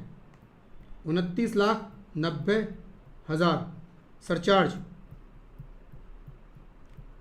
Surcharge at the rate of कितना रेट? सरचार्ज का रेट 15%, राइट। 50 लाख तक कुछ नहीं है, 50 के ऊपर 1 करोड़ तक 5%, 1 करोड़ के ऊपर 2 करोड़ तक 15%, राइट। 15%, 29,90 का 15%, 4,48,500, 4,48,500 कितना बना?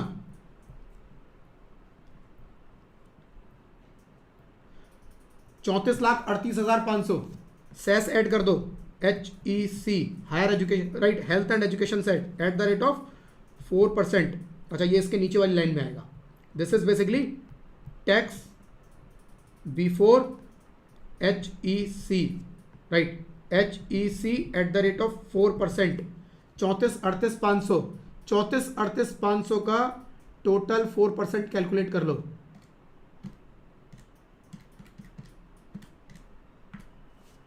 एक 37,540, 1,37,540 टैक्स कितना हो गया, राइट। 1,37,540 इसमें ऐड कर दो,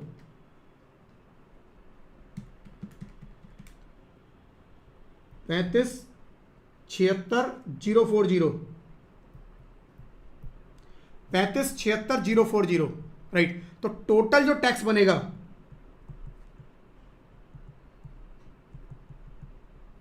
टैक्स लायबिलिटी आपकी बनती है फ्रेंड्स 35,76,040।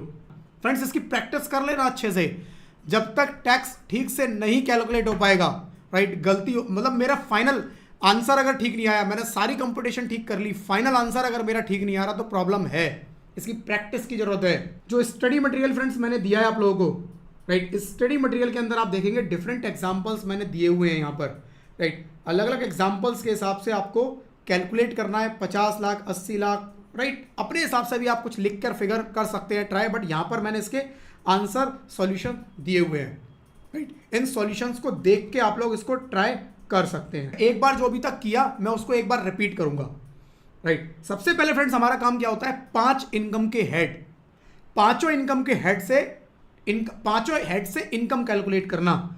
नंबर 1 सैलरी, ये इसी सीक्वेंस में आएंगे। पहला salary, number 2 house property, number 3 business profession, number 4 capital gain, number 5 other sources. इन 5 हेड से फ्रेंड्स मुझे इनकम कैलकुलेट करनी है, जो मैंने अभी नहीं बताई है। जो हमने आज सीखा वो ये है कि इनका जो टोटल आएगा that is gross total income. ये मेरी बनेगी ग्रॉस टोटल इनकम। इस ग्रॉस टोटल इनकम में चैप्टर 6A की मेरे को डिडक्शन मिलेंगी। चैप्टर 6A की डिडक्शंस यहां पर मिलेंगी मेरे को, और ये डिडक्शन देने के बाद जो बैलेंस बचा that is my total income. ये मेरी टोटल इनकम है जिसके ऊपर टैक्स लगेगा। तो 5 हेड से income, then gross total income, उसमें से चैप्टर 6A की डिडक्शंस दिया, एंड देन टोटल इनकम। ये मेरी वो इनकम है जिस पर टैक्स लगेगा, राइट? ये टैक्स लगेगा। अब टैक्स कैलकुलेट करेंगे कैसे? Tax at slab rate. Slab rate पर मेरे को टैक्स लगाना है। स्लैब मेरे क्या थे? 3 लाख तक नो टैक्स, निल। अगले 4 लाख पे 5%। उससे अगले 3 लाख पे, फर्दर 3 लाख पे 10%।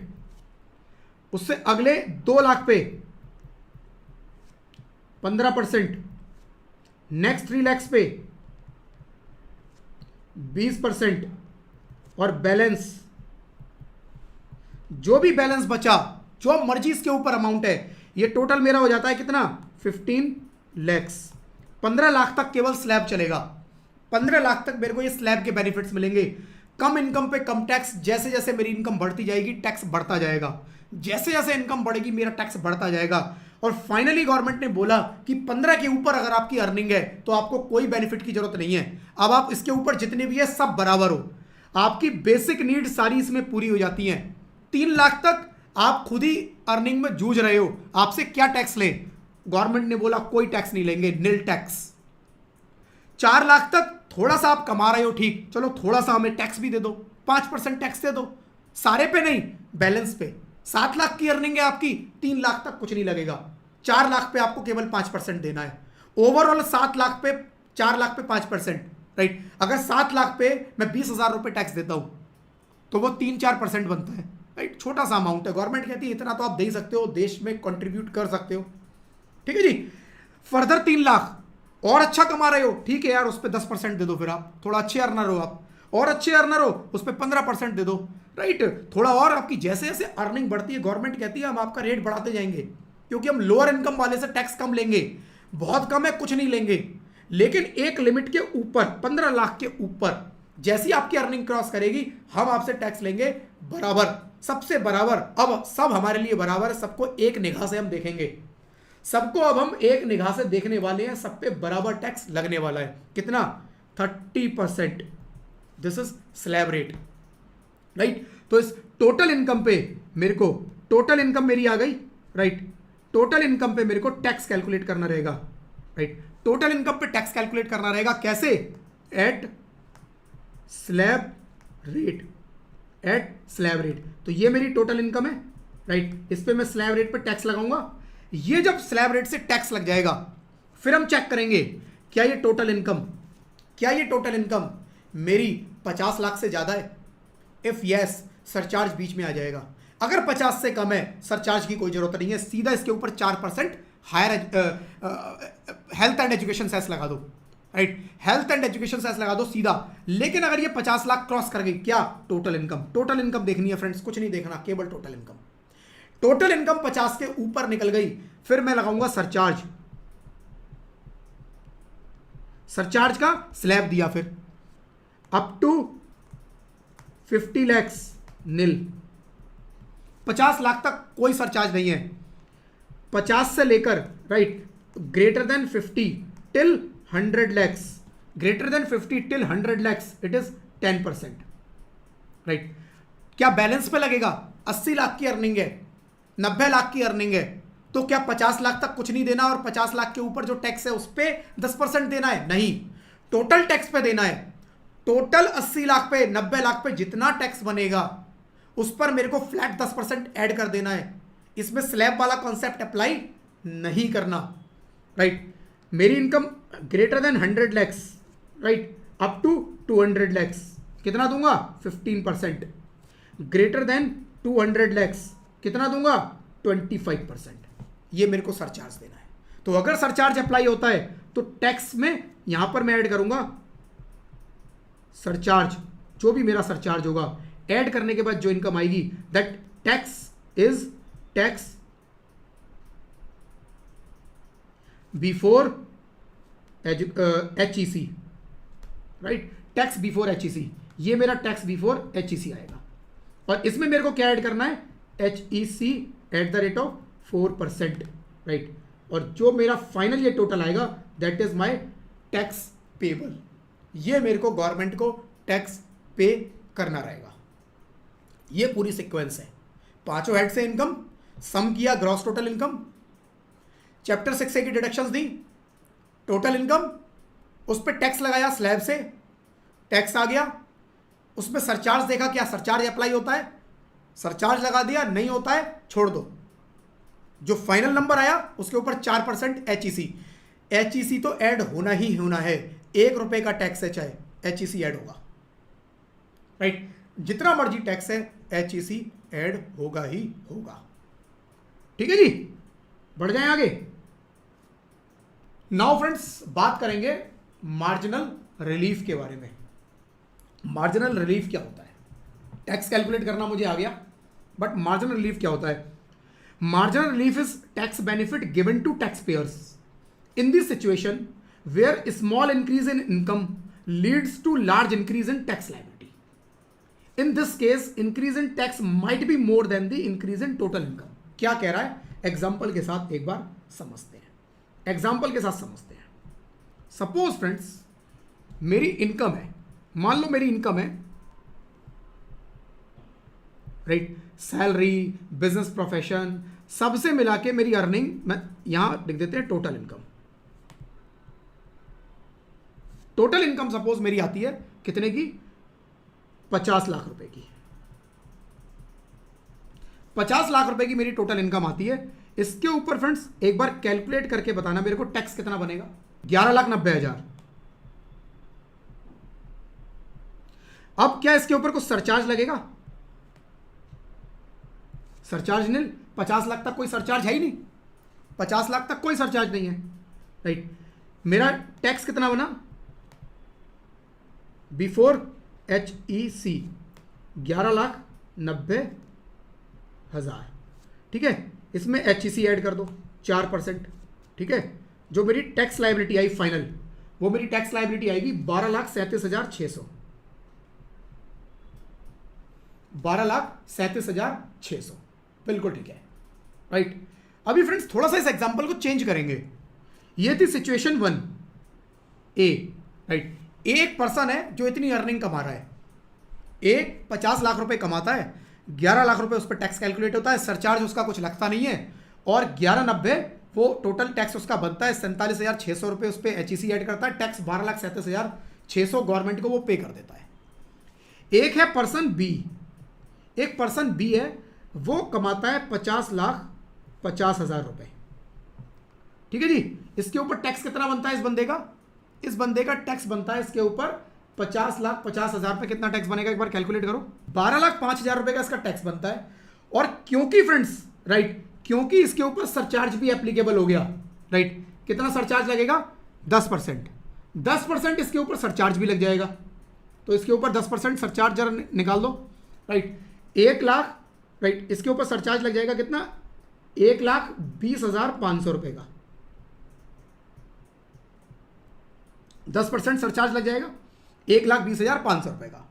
तो टोटल जो इसका टैक्स हो गया बिफोर HEC वो हो गया इसका 13,25,500 रुपए का। 13,25,500 रुपए का ये बिफोर HEC टैक्स देता है। उसके पास ये हायर एजुकेशन सेस भी इसके अंदर ऐड करेगा 4%, राइट, 53,020। टोटल जो इसकी टैक्स लायबिलिटी बनेगी वो बनेगी 13,78,000, राइट, 520। 13,78,520 आंसर चैट बॉक्स में आ गए काफी सारे। चलो जी, अब फ्रेंड्स इसके अंदर कुछ नोटिस किया आप लोगों ने? इस बंदे की ए और बी की अर्निंग में डिफरेंस कितना है? अर्निंग में डिफरेंस है 50,000 का। और टैक्स लायबिलिटी में कितना डिफरेंस है? अर्निंग में डिफरेंस है 50,000 का और टैक्स लायबिलिटी में कितना डिफरेंस है? देखो टैक्स लायबिलिटी 13,78 520 माइनस 12,37,600, राइट, 1,40,920 का। यानी कि अब कॉन्सेप्चुअली आप सोचो, क्या कॉन्सेप्चुअली छोड़ो, लॉजिकली सोचो, क्या लॉजिकली मेरे को यह चीज सही लग रही है फ्रेंड्स? क्या लॉजिकली मुझे यह चीज सही लग रही है कि एक बंदा 50,000 रुपये एक्स्ट्रा कमाता है, ये बी जो पर्सन है 50,000 रुपये एक्स्ट्रा सैलरी कमा रहा है। ए की सैलरी 50 लाख थी, बी उसका थोड़ा सीनियर था और वो 50,50,000 रुपये की सैलरी कमा रहा है। बट जब टैक्स देने का नंबर आया तो ए ने टैक्स दिया 12,37,600 रुपए का, बी ने दिया 13,78,520 रुपए का। 50,000 एक्स्ट्रा कमाते ही इसने देखा यार 1,40,920, अल्टीमेटली तो इसका लॉस हो गया।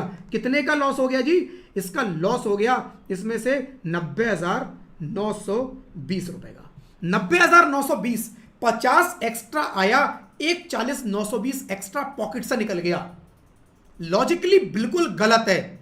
अब ये बी जो है ये क्या करेगा? आप मेरे को बताओ, प्रैक्टिकली अगर ऐसी प्रॉब्लम आए तो ये क्या करेगा? ये अपने एम्प्लॉयर के पास जाएगा, अपने एम्प्लॉयर को क्या बोलेगा?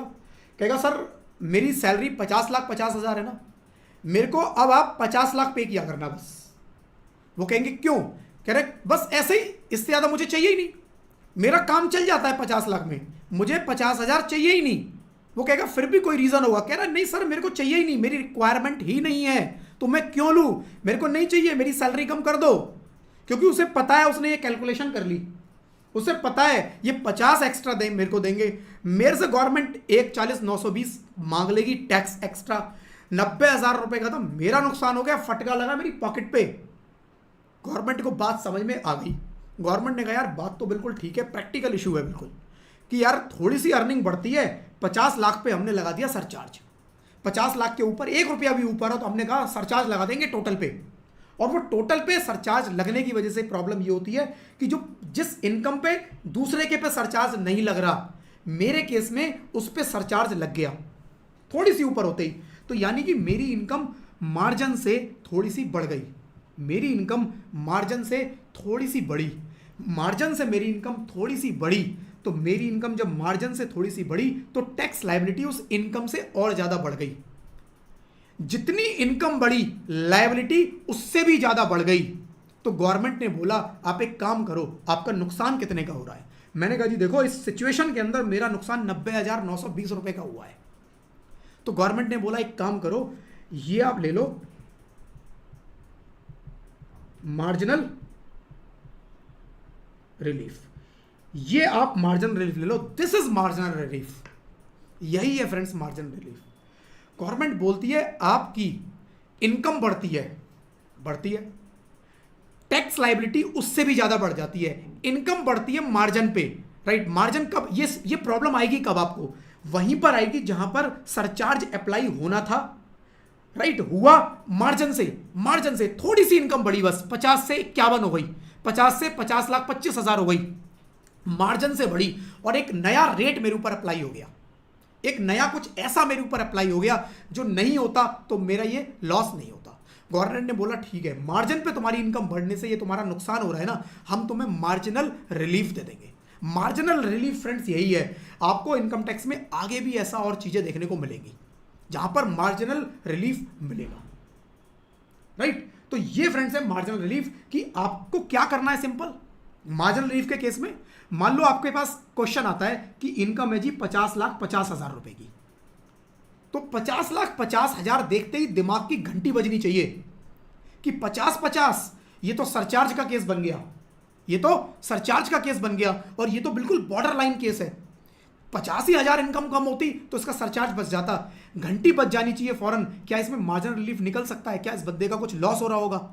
तो कैलकुलेशन में आप 2 कैलकुलेशन करोगे, ये होगी आपकी कैलकुलेशन 1 और ये होगी आप कैलकुलेशन 2, दोनों तरह से कैलकुलेशन करनी है आपको, राइट। तो आपकी ये जो तो कैलकुलेशन 2 है ये तो आपकी फाइनल कैलकुलेशन है। आप ये फाइनल कैलकुलेशन करोगे कि भाई देखो 50,50,000 पे आपकी ये इनकम बनती है, राइट। 13,25,000 रुपए की। आप एक काम करो, इस 13,25,000 रुपए की जो आपकी इनकम बनती है, राइट, या आपका जो 13,78,000 का जो टैक्स बनता है, राइट, सॉरी, जो टैक्स बनता है, आपका जो भी नुकसान हो रहा है आप वो रिलीफ ले लो, राइट। सिंपल, आप इस केस में हमसे रिलीफ ले लो। तो एक प्रैक्टिकल क्वेश्चन सॉल्व कर लेते हैं फ्रेंड्स, और उसके बाद जो है इस कॉन्सेप्ट को आपको और क्लियर हो जाएगा। एक बार प्रैक्टिकल एक क्वेश्चन कर लेते हैं।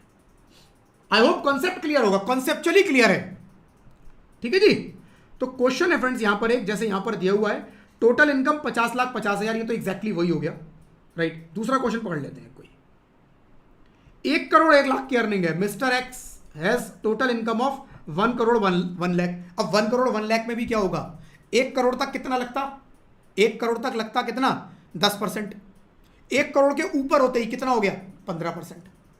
1 करोड़ तक 10%, 1 करोड़ 1 लाख होते ही वो 15% हो गया, राइट, 15% हो गया, ठीक है जी। तो फ्रेंड्स टोटल अपना जो है, राइट, टोटल जो है अपना यहां पर माइंड में फौरन आना चाहिए कि यहां पर क्या मार्जिनल रिलीफ निकलेगा, राइट, क्या मार्जिनल रिलीफ निकलेगा। आप लोग अगर इसको खुद से सॉल्व करना चाहें बिना देखे तो फ्रेंड्स एक बार इसको ट्राई कर सकते हैं। 1 करोड़ 1 लाख पे कैसे निकलेगा, स्क्रीन पर ही दिखाता हूं, ये आंसर सॉल्व है, इसी को देख लेते हैं, थोड़ा टाइम सेव हो जाएगा। टोटल इनकम कितनी है मेरी, 1 करोड़ 1 लाख की, ठीक है। 1 करोड़ 1 लाख पे टैक्स रेट स्लैब रेट से निकालूंगा, वही 3 लाख, फिर 4 लाख पे, फिर 3 लाख, राइट, फिर 2 लाख, फिर 3 लाख, फिर बैलेंस सारा करके मेरा इनकम जो आएगी वो 27,20,000 आएगी।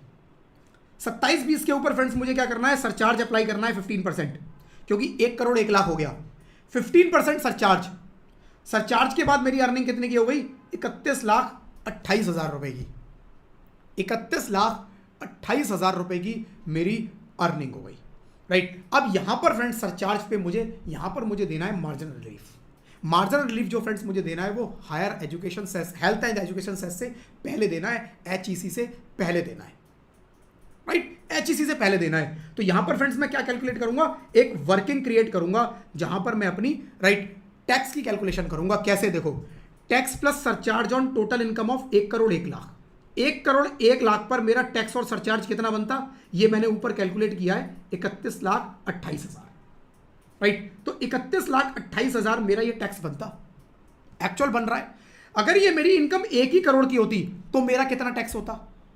तो दोबारा से फ्रेंड्स 1 करोड़ पर वही वैसे ही कैलकुलेट करना है, 3 लाख, 6 लाख, 3 लाख, 4 लाख, देन फिर स्लैब लगा के, तो मेरा जो टैक्स बनता है वो बनता कितना, 29,59,000 का, 29,59,000 का टोटल टैक्स, ठीक है जी। इंक्रीज इन टैक्स कितना आ रहा है, दोनों का डिफरेंस निकाल लो। वही हम लोगों ने जो अभी पहले किया कि इसमें टैक्स कितना आया, इसमें टैक्स कितना आया, इनका दोनों का डिफरेंस निकाल लो जी। 1 करोड़ 69 लाख, 1,69,000 का मेरा टोटल टैक्स जो है वो एक्स्ट्रा जा रहा है। और इनकम कितनी बढ़ी, 1 करोड़ 1 लाख माइनस 1 करोड़, इनकम बढ़ी मेरी 1 करोड़ की, 1 लाख की, 1 लाख से मेरी इनकम बढ़ती है, बट टैक्स मेरा 1 करोड़ 69 लाख से बढ़ जाता है। तो टोटल मार्जिनल रिलीफ कितना आएगा, 69,000 का, 69,000 का फ्रेंड्स टोटल मार्जिनल रिलीफ आएगा। तो इस केस में हम यहां पर 69,000 ये मार्जिनल रिलीफ दे देंगे, और बैलेंस फ्रेंड्स 30,59,000 का मेरे को ये टैक्स गवर्नमेंट को पे करना है। इसके ऊपर 4% हायर एजुकेशन सेस, एंड ये अमाउंट चला जाएगा सरकार के खाते में, राइट। एक क्वेश्चन सॉल्व भी कर लेते हैं अब साथ में। अब यहां नहीं है, एक अलग नंबर दूंगा, ये फ्रेंड्स आपको खुद सॉल्व करना है, ठीक है।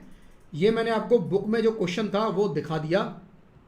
Now we will right solve one question. एक क्वेश्चन दे देता हूं, नोट कर लो। Mister A has total income of ₹50,25,000, right. Calculate his tax liability. Mister A की टोटल इनकम है 50,25,000 रुपए की, आपको टैक्स लायबिलिटी उसकी कैलकुलेट करनी है। चलो मैं सॉल्व करता हूं उसको स्क्रीन पर, ठीक है। एक सही आंसर आया है अभी तक, मैं एक बार स्क्रीन पर सॉल्व कर देता हूं इसको, ठीक है ना। तो टोटल इनकम फ्रेंड्स कितनी है मेरी, टोटल इनकम 50,25,000, ठीक है। 50,25,000 रुपये मेरी टोटल इनकम। इस पर टैक्स कितना बनेगा, इस पर टैक्स कितना बनेगा स्लैब के हिसाब से इस पर निकाल लेना। तो टैक्स की जो फ्रेंड्स मेरी इस पर लाइबिलिटी बनेगी 50,25,000 पर, दैट विल बी 11,97,500 रुपये, राइट। 11,97,500। सरचार्ज इस पे कितना लगेगा एट द रेट ऑफ कितना 10%, राइट। 50 लाख से ऊपर है, 1 करोड़ के अंदर है, तो 10% इसके ऊपर सरचार्ज ऐड होगा। 1,19,000, राइट, 750, 1,19,750 इस पे सरचार्ज लगेगा, राइट।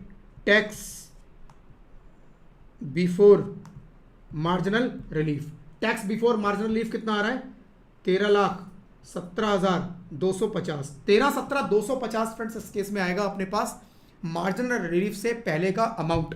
मैच कर लेना एक बार, जिनके इससे मैच नहीं हो रहे हैं एक बार चेक कर लेना इसको, राइट। अब इसमें मेरे को मार्जिनल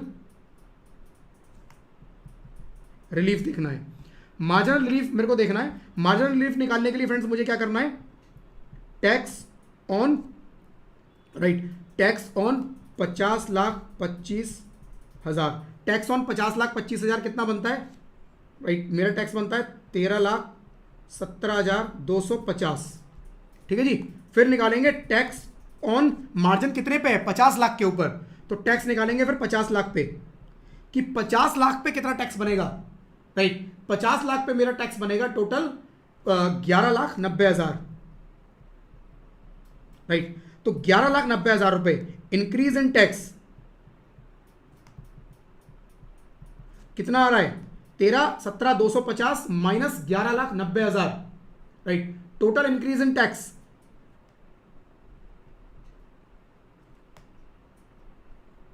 1,27,250, 1,27,250 रुपए का इंक्रीज इन टैक्स है, ठीक है जी। 1,27,250 रुपए का इंक्रीज इन टैक्स है, इंक्रीज इन इनकम 50 लाख से 50,25,000 हो गई, तो इंक्रीज इन इनकम मेरी 25,000 है। तो इनकम बढ़ी 25,000 से, टैक्स बढ़ गया 1,27,250 से, तो मार्जिनल रिलीफ मेरा कितना होगा, मार्जिनल रिलीफ जो मेरा ये निकलेगा वो 1,27,250 माइनस 25,000, 1,02,250, 1,02,250 का मेरा मार्जिनल रिलीफ निकलेगा, राइट, मार्जिनल रिलीफ। तो ये मेरा आ जाएगा tax before HEC, tax before HEC 13,17,250 minus 1,02,250, 12,15,000,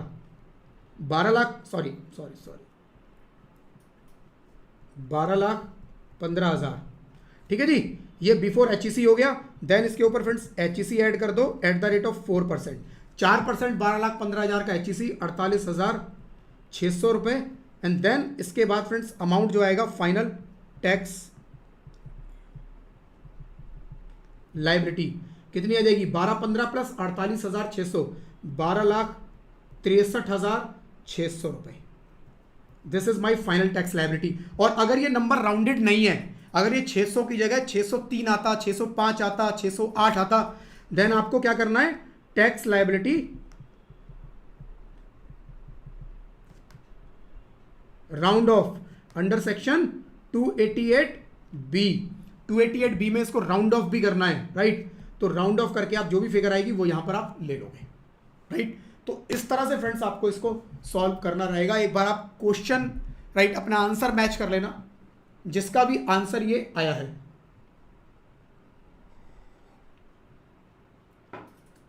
तो मार्जिनल रिलीफ फ्रेंड्स क्या है, marginal relief is nothing, margin से मेरी इनकम थोड़ी सी बढ़ गई, थोड़ी सी मेरी इनकम बढ़ी और उसकी वजह से मेरा टैक्स बहुत ज़्यादा बढ़ गया।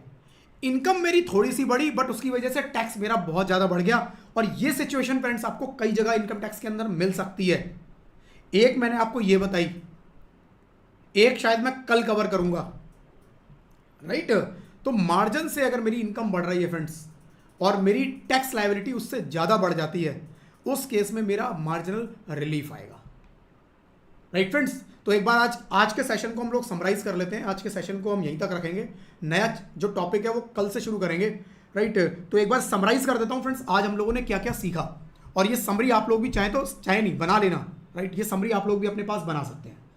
राइट, तो क्या करना है फ्रेंड्स, हम लोगों ने आज क्या क्या देखा, कुछ छोटे छोटे कॉन्सेप्ट देखे, उन कॉन्सेप्ट के बारे में बात नहीं करूंगा। मोटा मोटा हमने देखा फ्रेंड्स 5 हेड्स से हमारी इनकम आती है, 5 हेड्स। राइट, तो सबसे पहले फ्रेंड्स जब भी आप क्वेश्चन की शुरुआत करेंगे, देखो मेरा ना एक अप्रोच रहेगी कि मैं एंड तक आपको हर क्वेश्चन में पिछला जो आपको कवर करवाया है उससे रिलेटेड कुछ कुछ चीजें डालता रहूं, सो डेट आप पिछली चीजें भी रिकॉल कर पाए। ऐसा नहीं है कि मैंने एक नया टॉपिक शुरू किया तो बस मैं उस टॉपिक पे बात करूंगा, मैं पिछले टॉपिक के बारे में भी उसमें घुसा दूंगा कुछ ना कुछ, और आपको क्वेश्चन सॉल्व करना है।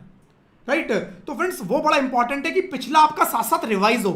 राइट, तो फ्रेंड्स आप जब भी क्वेश्चन सॉल्व करोगे सबसे पहले उसमें एक हेडिंग लिखना है आपको। क्या, सबसे पहले आपको ऊपर हेडिंग डालना है computation of total income and tax liability.